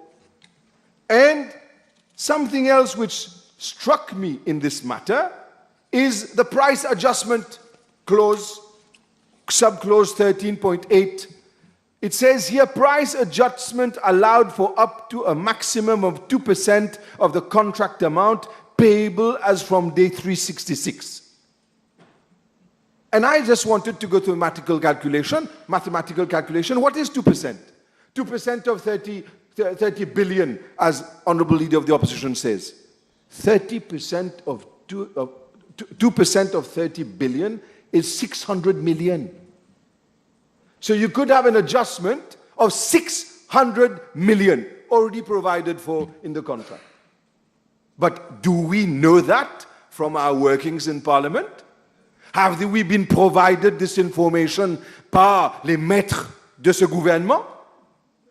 Have they been so transparent as to tell the people of this country that those contractors, there is the possibility that we may give them 600 million rupees more of your money, but we will not tell you? We will keep it secret? We will create an SPV? All this does not shock anyone? And on top of it, as Honorable Juman has stated about the issue about VAT, but most importantly, asking us to give them 5 billion more, but at the same time ask the question, how many jobs will this create locally? That's the question. How many jobs will it create locally? If at the same time, at page 31 of this document, so jalousement gardé in their coffers, secretly, not make it public. And what does it say here? Fast tracking of foreign labor permit. How many foreign workers will be getting jobs here? What about Mauritians? What about Mauritians? How many Mauritians are being trained in order to do those jobs for those houses, to work on those chantiers? How many? Help me to understand. This document is a secret document, not official? Well, they have tried to, they have not given it not through the Honorable Deputy Prime Minister, but we obtained it. But this is not in circulation and official? It is in circulation in closed quarters by people who are chosen, the bidders, the 14 bidders. The bidders got it? Oh yes, only them.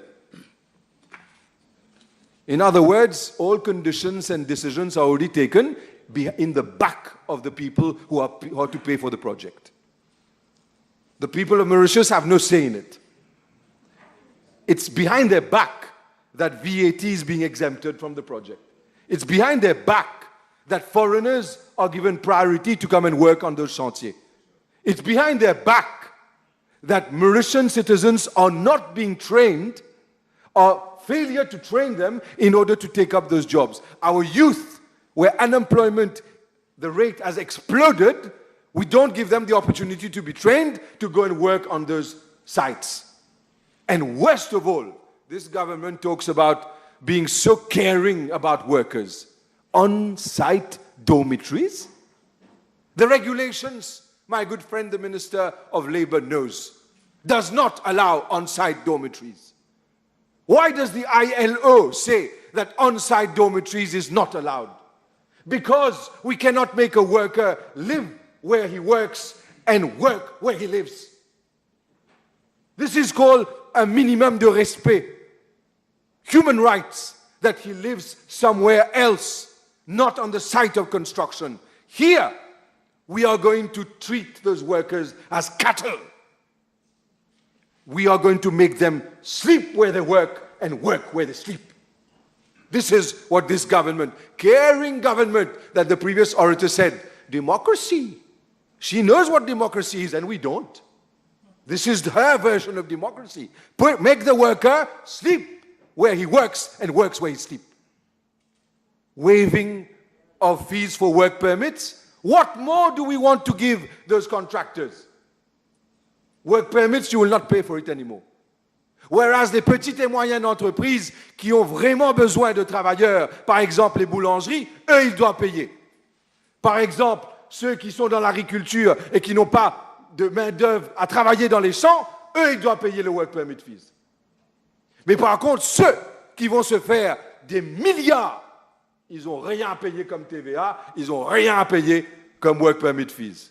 But why don't you just give them lock, lock, stock and barrel. Sab kuch de do. Everything, give it everything to them. In the name of democracy, version MSM. And then we talk about what this project. The Prime Minister started out by going to Coromandel, visiting one of the sites chosen for the project. And he went there to say that his government will try to equitably, not try, will equitably share the development of social housing all around the 20 constituencies. I am the first elected member for constituency number 3. I asked the question, how many of these houses we will put in constituency number 3? How many? How many will be put in Rochebois? 0. How many will be put in Plaine Verte? 0. Combien de logements vont être construits à la Plaine Verte? Pas un seul. Combien? I can show you land. It's only if you don't want to see that you don't see. I know where it is. And the last time that anything was built in that constituency was when I was in government and we were in power. In Rochebois, in constituency number 3, we built, in Plaine Verte, we built houses. But why is it that this government systematically provides for nothing for constituency number 3? I can't even dare go as far as constituency number 2. How many are going to be built in those constituencies? Then we're going to have the lame excuse. There is no land. Why don't you adapt to the situation? If you have to create buildings going up, high rise, why don't you adapt? Why is it in big capitals they know how to adapt and have social housing, 3 floors, 4 floors, 5 floors? Why is it in Mauritius? We have the lame excuse of no space. I'm coming to you, sir. Wait, I'm coming to you. I'm coming to you. Don't interrupt me. Don't interrupt me. Mr. Speaker, don't interrupt me. Please. Mr. Ramano, don't interrupt me. I'm coming to you in a minute. Tell me, why is it that poetry is forgotten?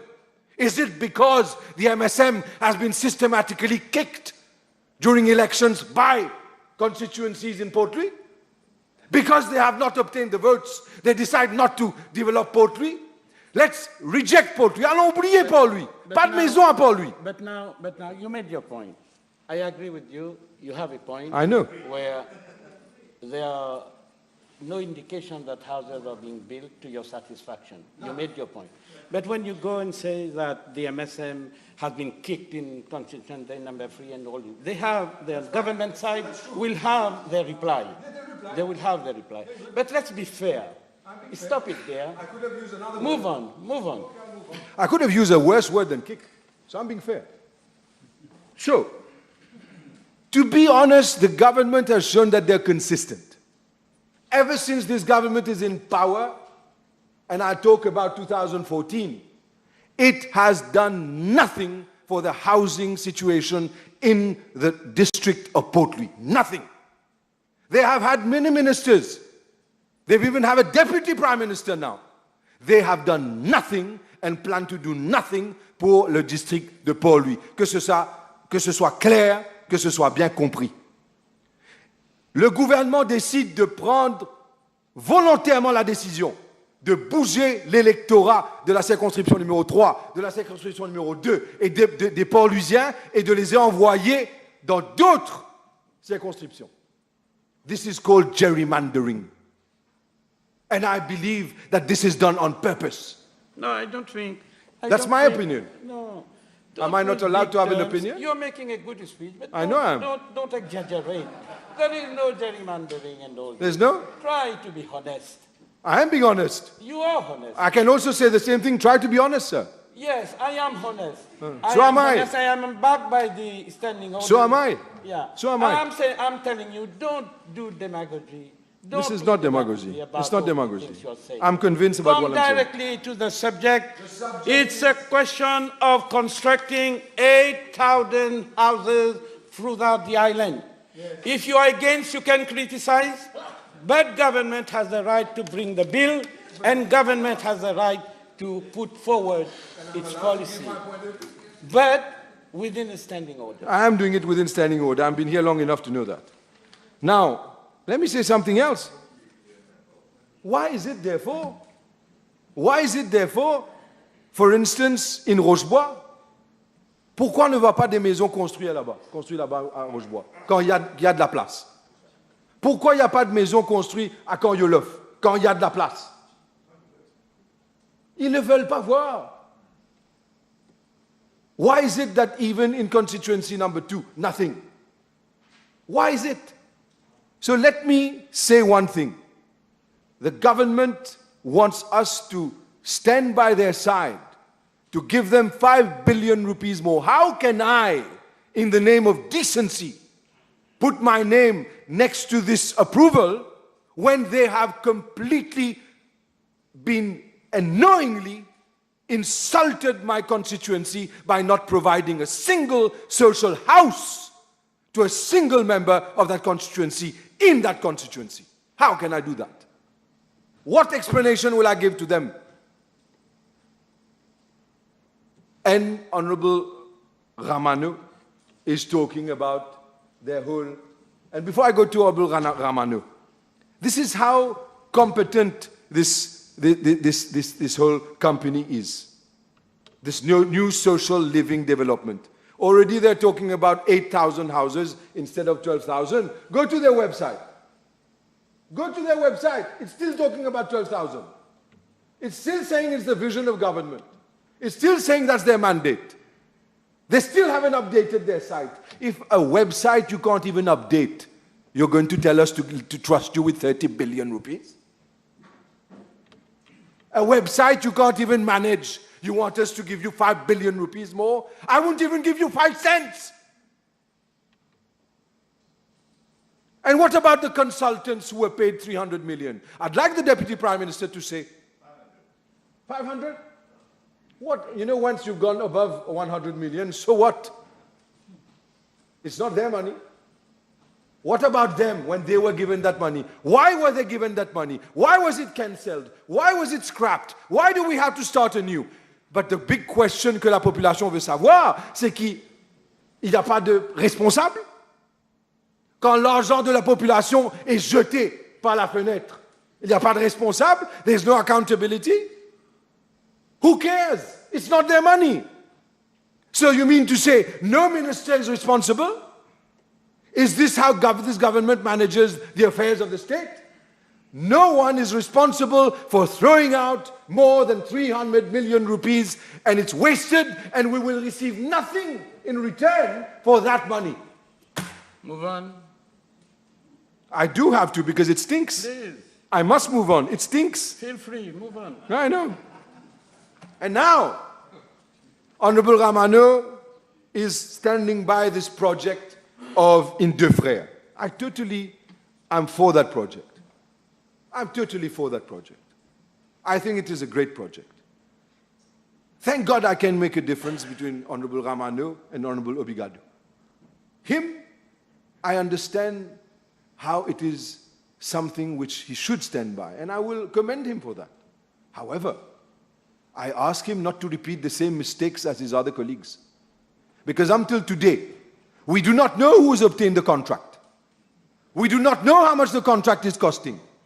We do not know exactly what the plan is about. But the only people who know about it are the members of government, who are members of parliament, who have already been going around their constituency, presenting, introducing the whole project to the constituents. But the taxpayers for this project, through the National Assembly, we don't know what it is.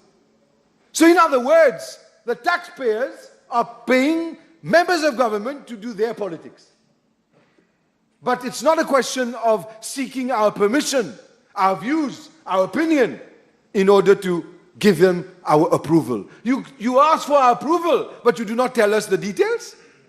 You ask for our approval, but you do not share the details. We do not know who, when, will. We don't know anything. We don't know. And one thing which I hope, that will not be another SPV created, and we will be not another situation where you have not going to comply with Public Procurement Act, etc., etc. Please do not follow your senior friends. Don't do that, because this is suicidal.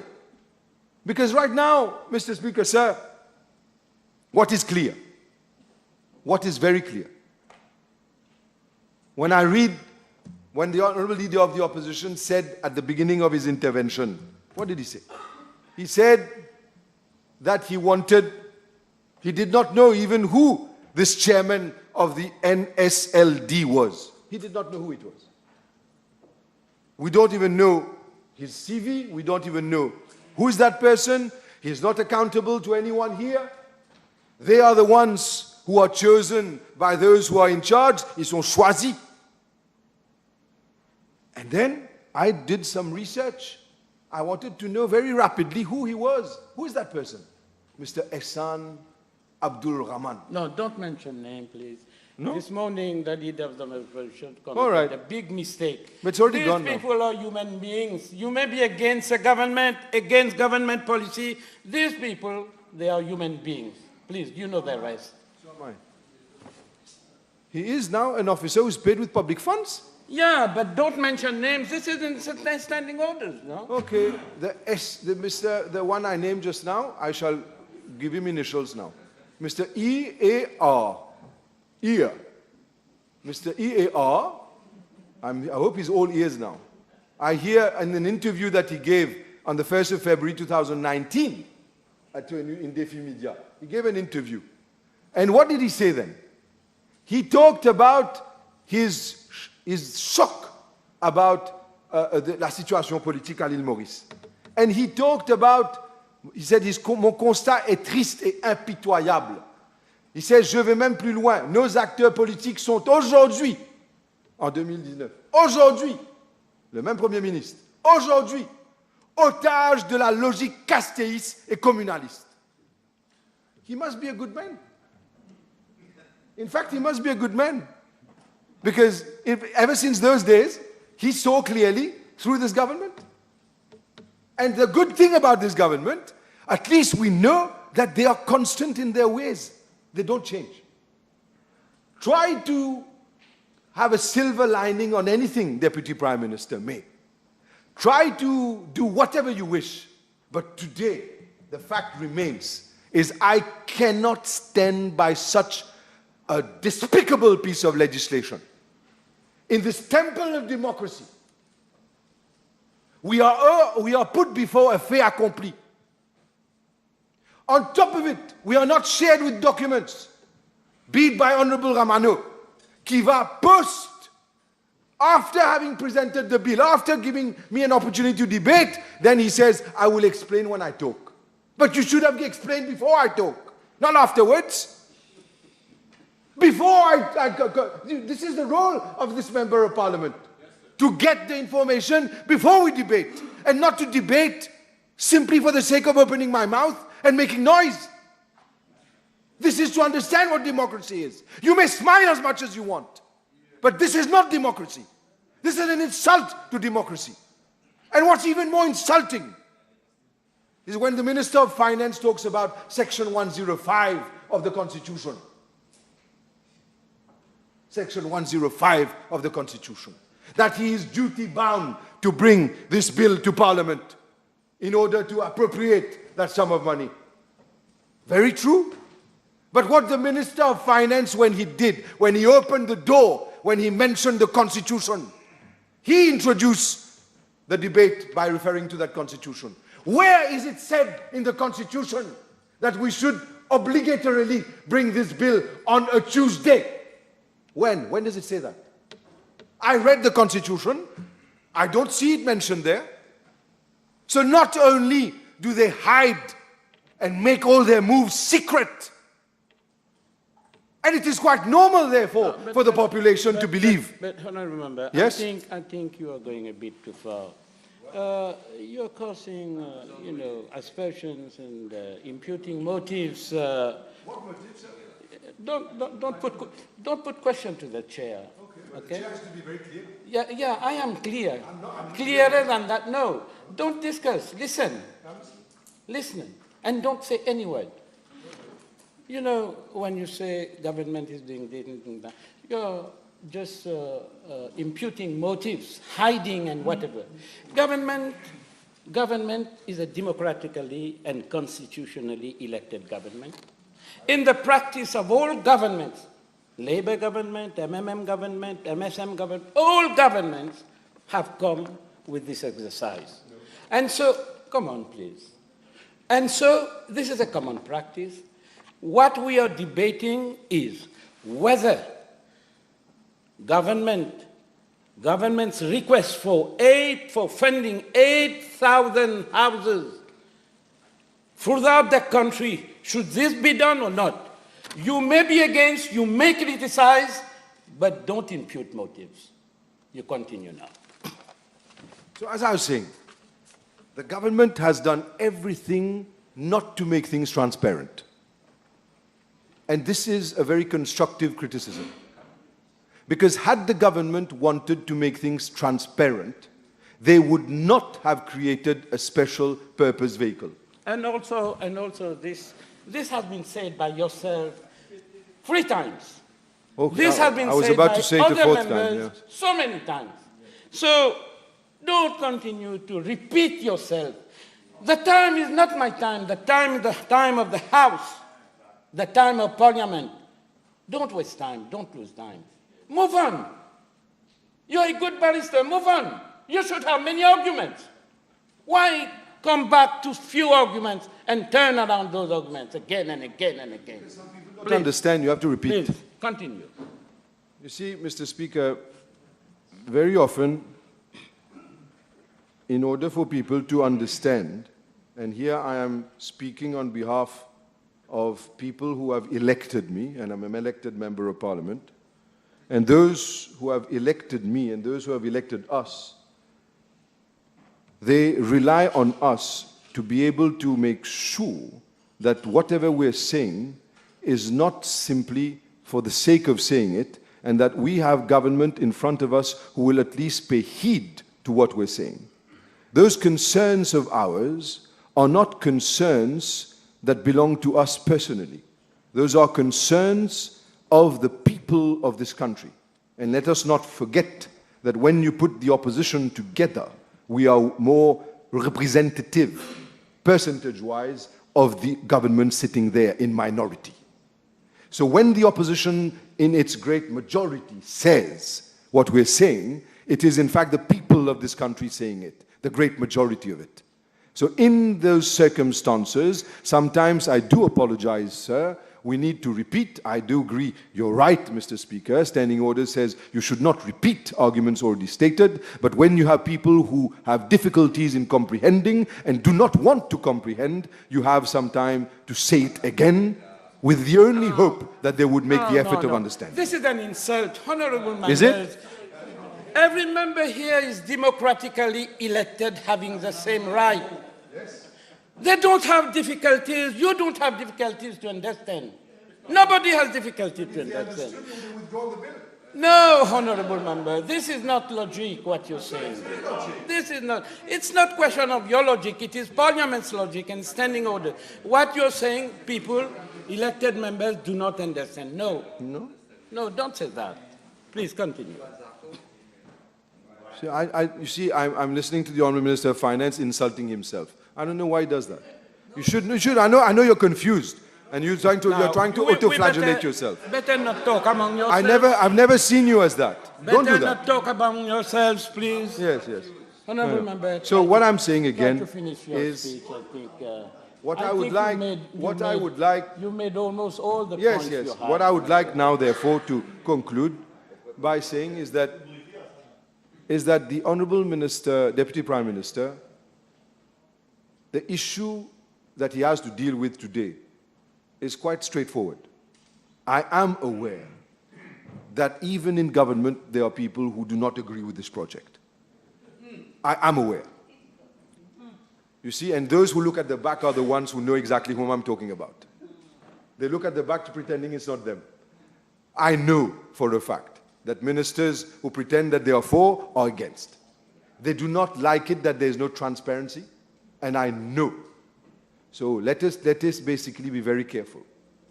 And therefore, each and every question that has been put has to be answered. And then if this government is serious in what it says, then it simply has to ensure that you amend the Public Procurement Act and you add this new entity therein under Schedule 1, Part 4 of the Act, in order for there to be transparency and accountability. If this is a simple request to be on the side of those who to prove to the population that you have nothing to hide, but if you fail to heed to this request, you would have confirmed that you're guilty as charged. That'll be all. Thank you very much.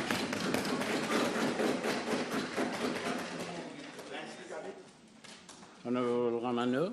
Monsieur le Président, le discours de l'honorable Mohamed a la particularité de répéter le discours de l'honorable Juman et de contredire d'une façon flagrante le discours du leader de l'opposition.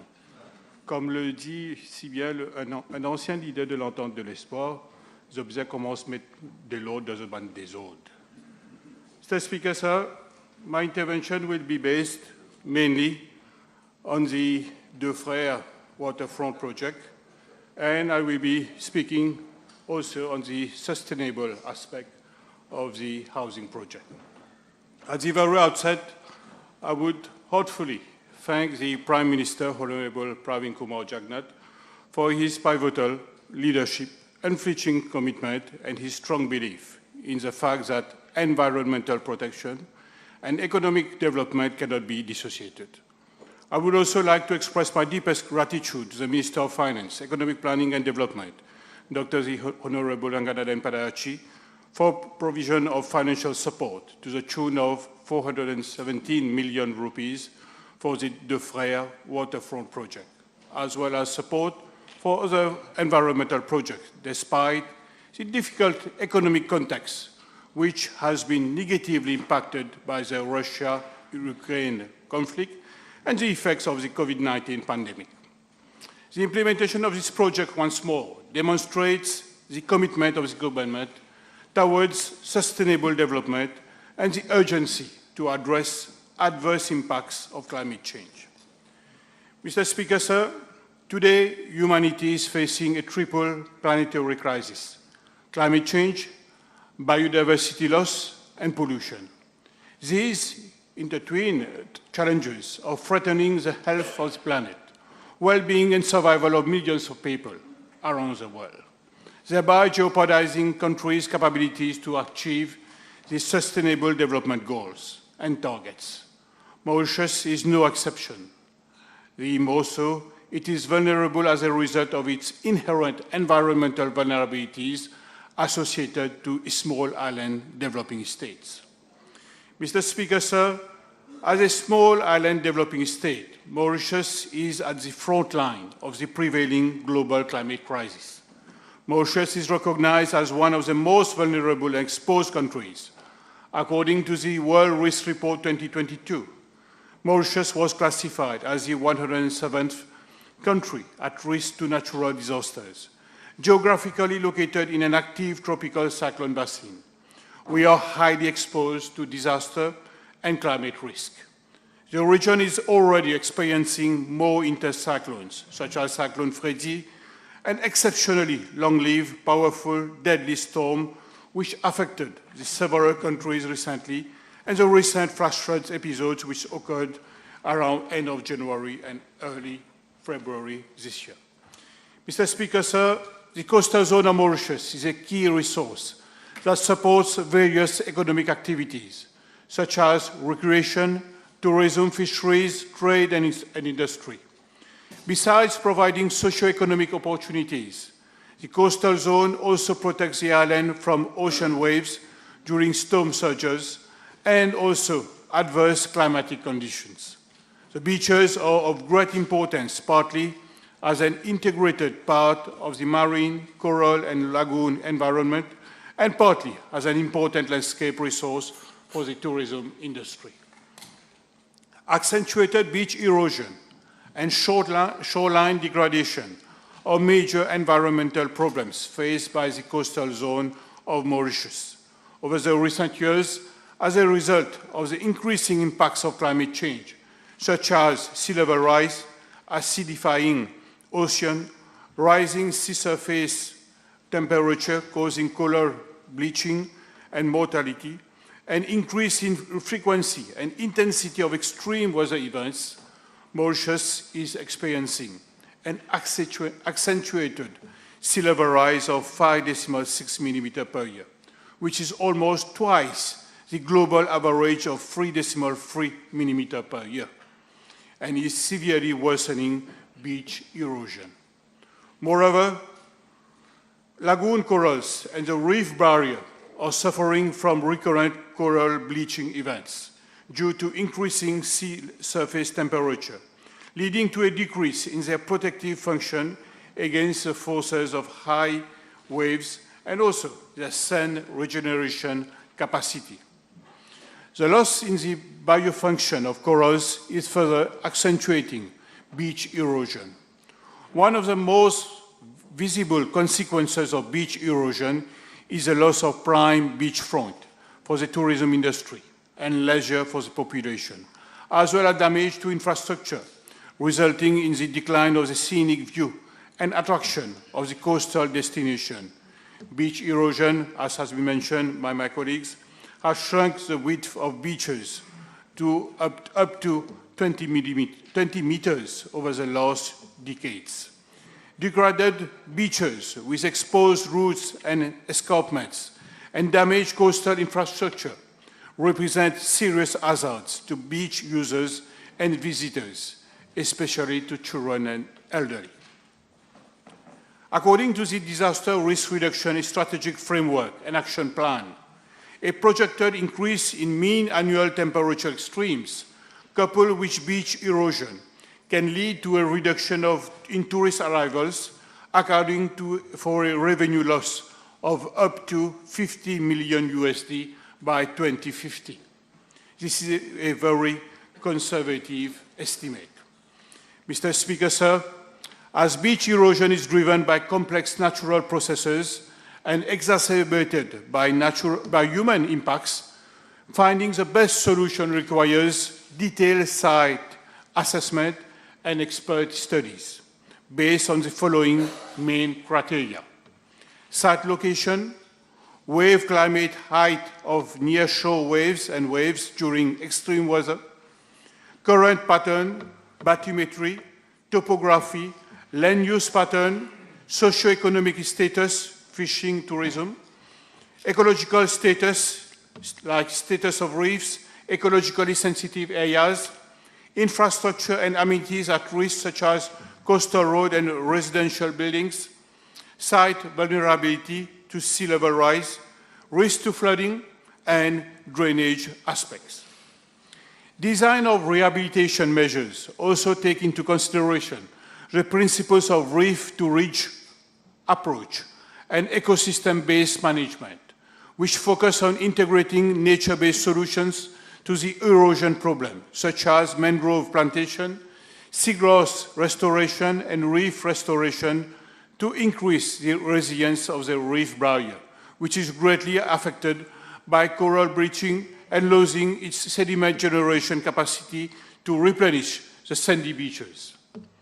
Mr. Speaker, sir, conscious of the erosion problem in Mauritius, no efforts are being spared and no stones are being left unturned by this government to address this growing problem.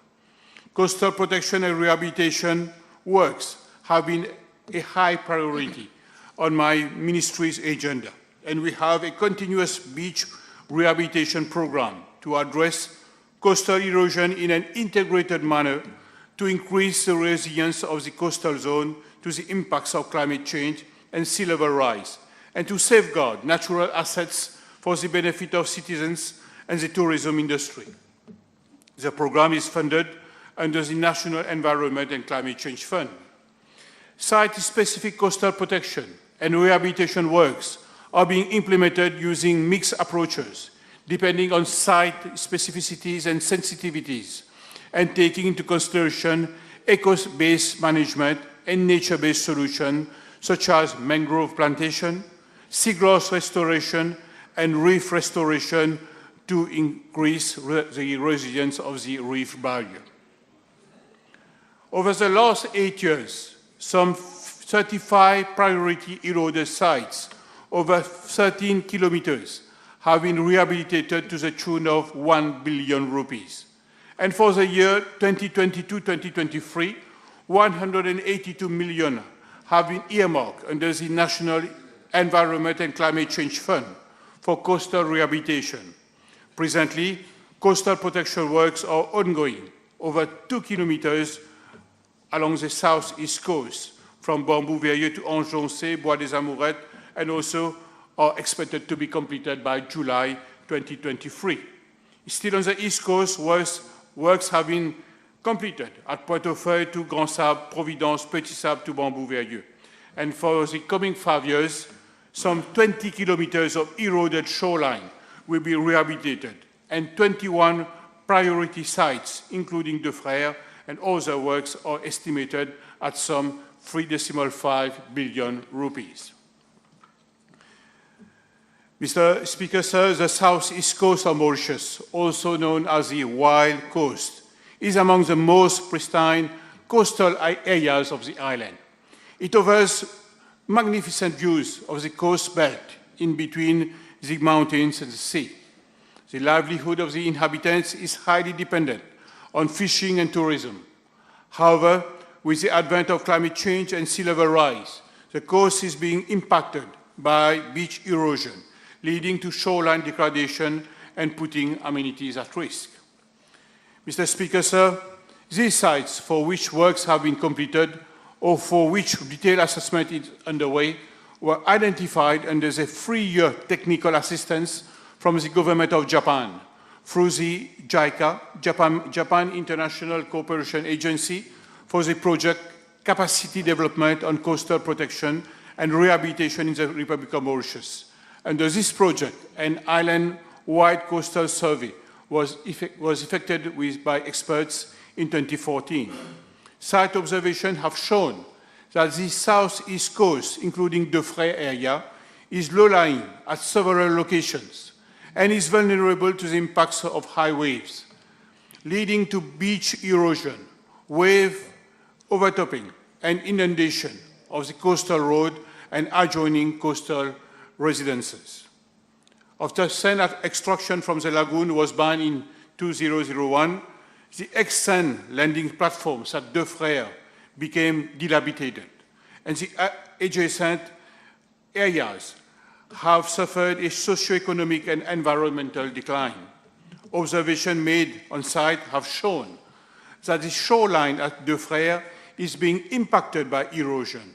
It is recalled that the De Frères site faces a large lagoon at the Grand River Southeast estuary.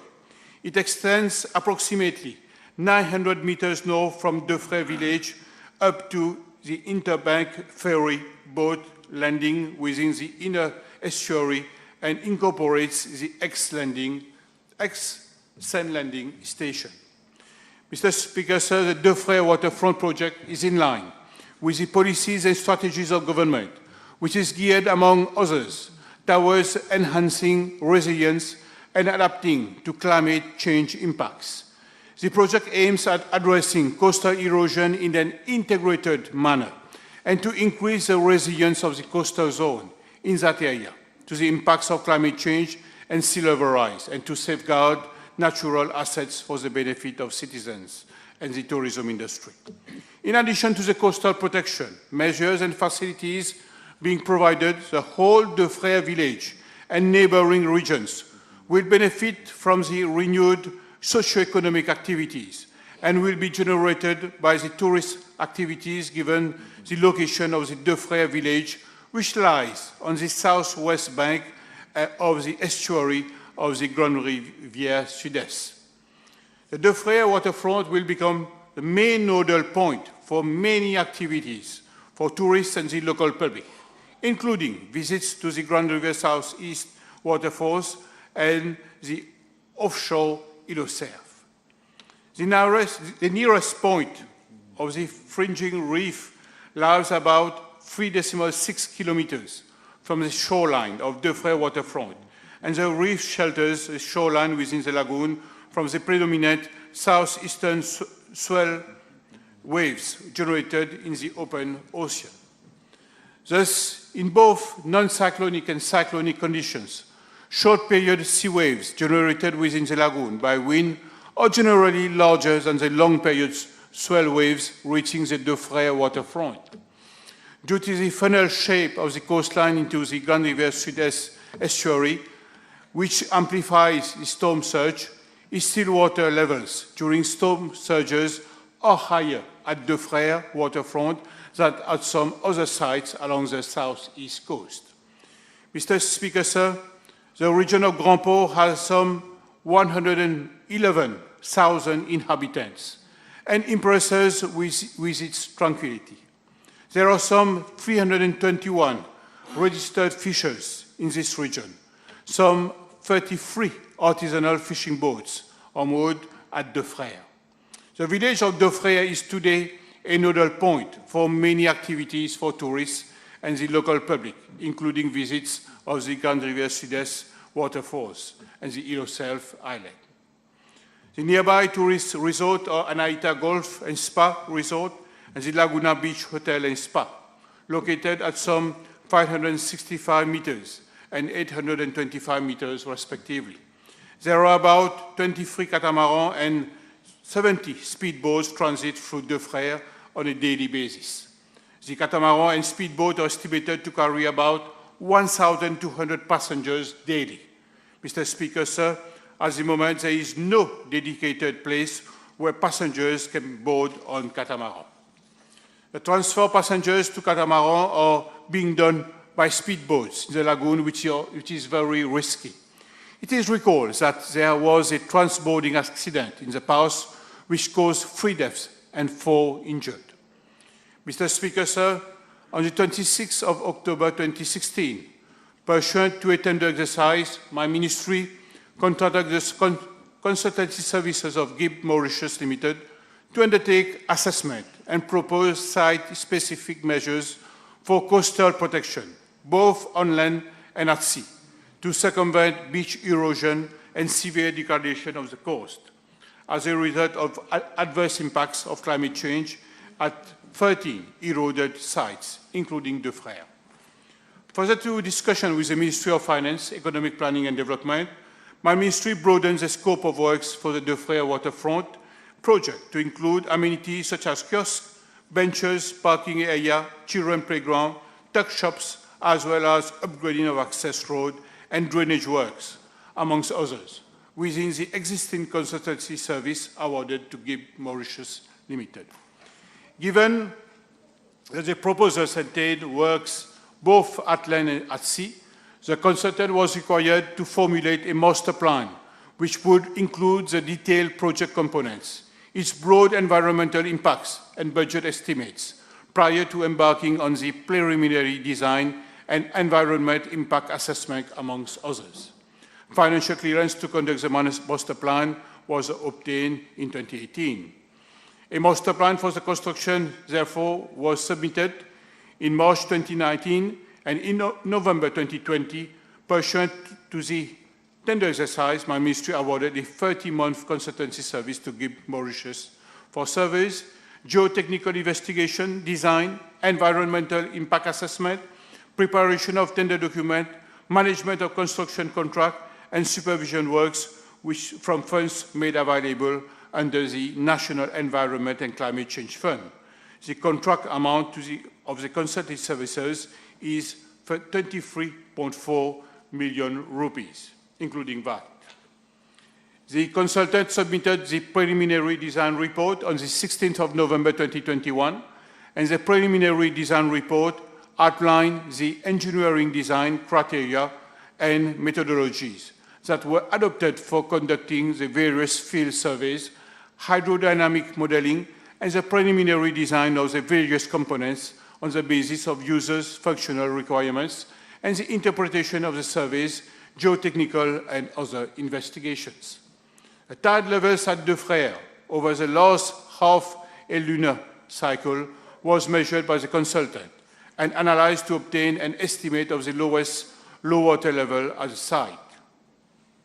Under the project, the consultant contracted Diospiros Limited to undertake a comprehensive terrestrial and marine ecological assessment of the site to allow the successful planning of coastal protection measures in relation to the biodiversity and ecosystem.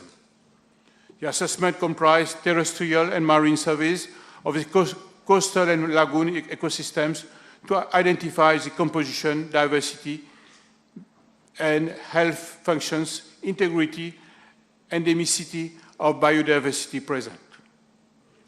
Mr. Speaker, sir, the consultant also subcontracted PRDW, a consulting port and coastal engineers of Cape Town, South Africa, to undertake the numerical modeling activities within the project scope, including a review of the potential climate change impacts on the Mauritian coastline, recommendations and the numerical modeling results, and to determine the operational and extreme waves and water levels at De Frère using coupled spectral wave and hydrodynamic models. An assessment of climate change and the numerical modeling conducted to determine the operational and extreme waves and water levels at De Frère has been described in a report submitted by the PRDW included in the preliminary design report. Mr. Speaker, sir, it is noted that the preliminary design report was circulated to relevant authorities for views and comments, and technical committee was held with the latter prior to approving the report on the 25th of January 2022. Mr. Speaker, sir, the detailed design report was submitted in July 2022, and same was approved in August 2022. The waterfront being proposed in the detailed design report are detailed in 4 structures, namely De Frère Village to waterfront area, and the recreational area. The DDR contains the following protection measures and associated works to be implemented at the De Frère waterfront, detailed engineering drawings, detailed cost estimates, and implementation schedule. Mr. Speaker, sir, allow me to enumerate some of the salient features of the project itself. The coastal protection measures over a length of some 900 meters, consisting of rock revetment, together with backfilling works up to a distance of 30 to 60 meters seawards. 6 meters wide of new access road to access the waterfront from the B28 coastal road, in order to avoid the heavy construction vehicles from using the existing narrow and congested Clarisse Street within the De Frère village.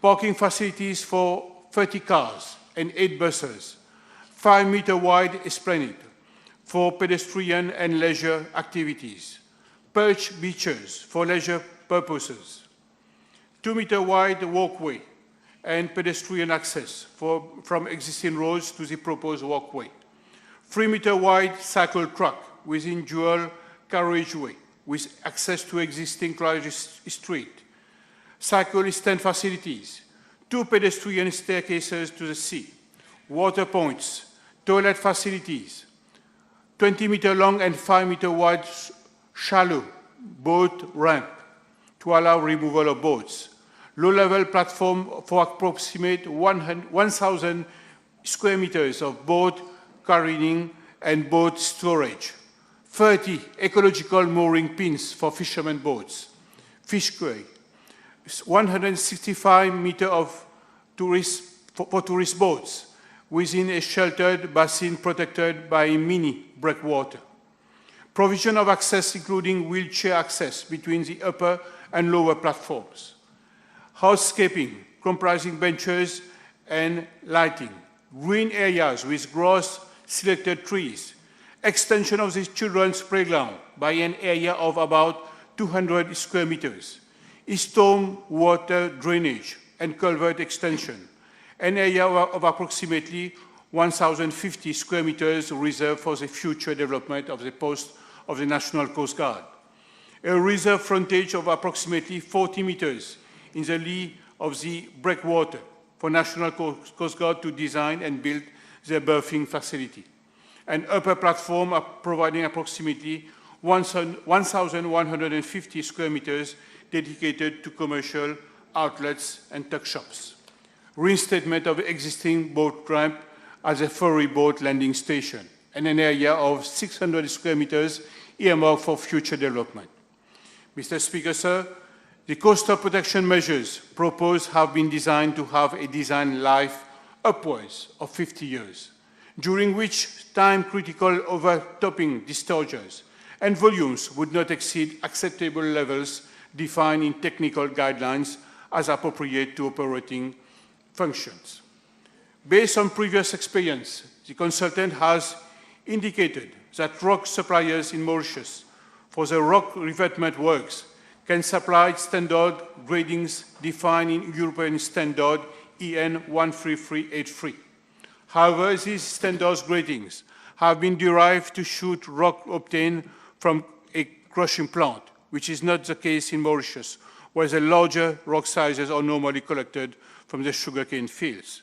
For the purpose of the design, the consultant has considered both the standard rock gradings indicated in the rock manual and non-standard gradings as appropriate. Stormwater emanating from the road and immediate hinterland currently drains to the sea through numerous culverts across the coastal road or Clarice Street at the site. These culverts will be extended across the proposed works to the new shoreline as reinforced concrete box culverts. The EIE report was another deliverable submitted by the consultant in September 2022. Following joint site visits with the relevant authorities, the EIE report was approved with list of conditions on the 25th of October 2022. The proposed works have been designed with minimal damage to existing vegetation. However, the following a certain number of plants will be impacted by the works and will have to be felled and translocated. And at least thrice the number of trees to be felled would be replanted to the satisfaction of the Ministry of Agro-Industry and Food Security. Some 181 mangrove seedlings were also identified on the project site. These mangrove seedlings would be relocated at Bambou-Verrieux, some 200 meters from La Case du Pêcheur, as per the recommendation of the Ministry of Blue Economy, Marine Resources, Fisheries, and Shipping. Honourable member, you will bear with me if I can suspend the sitting for half hour and then we'll meet again.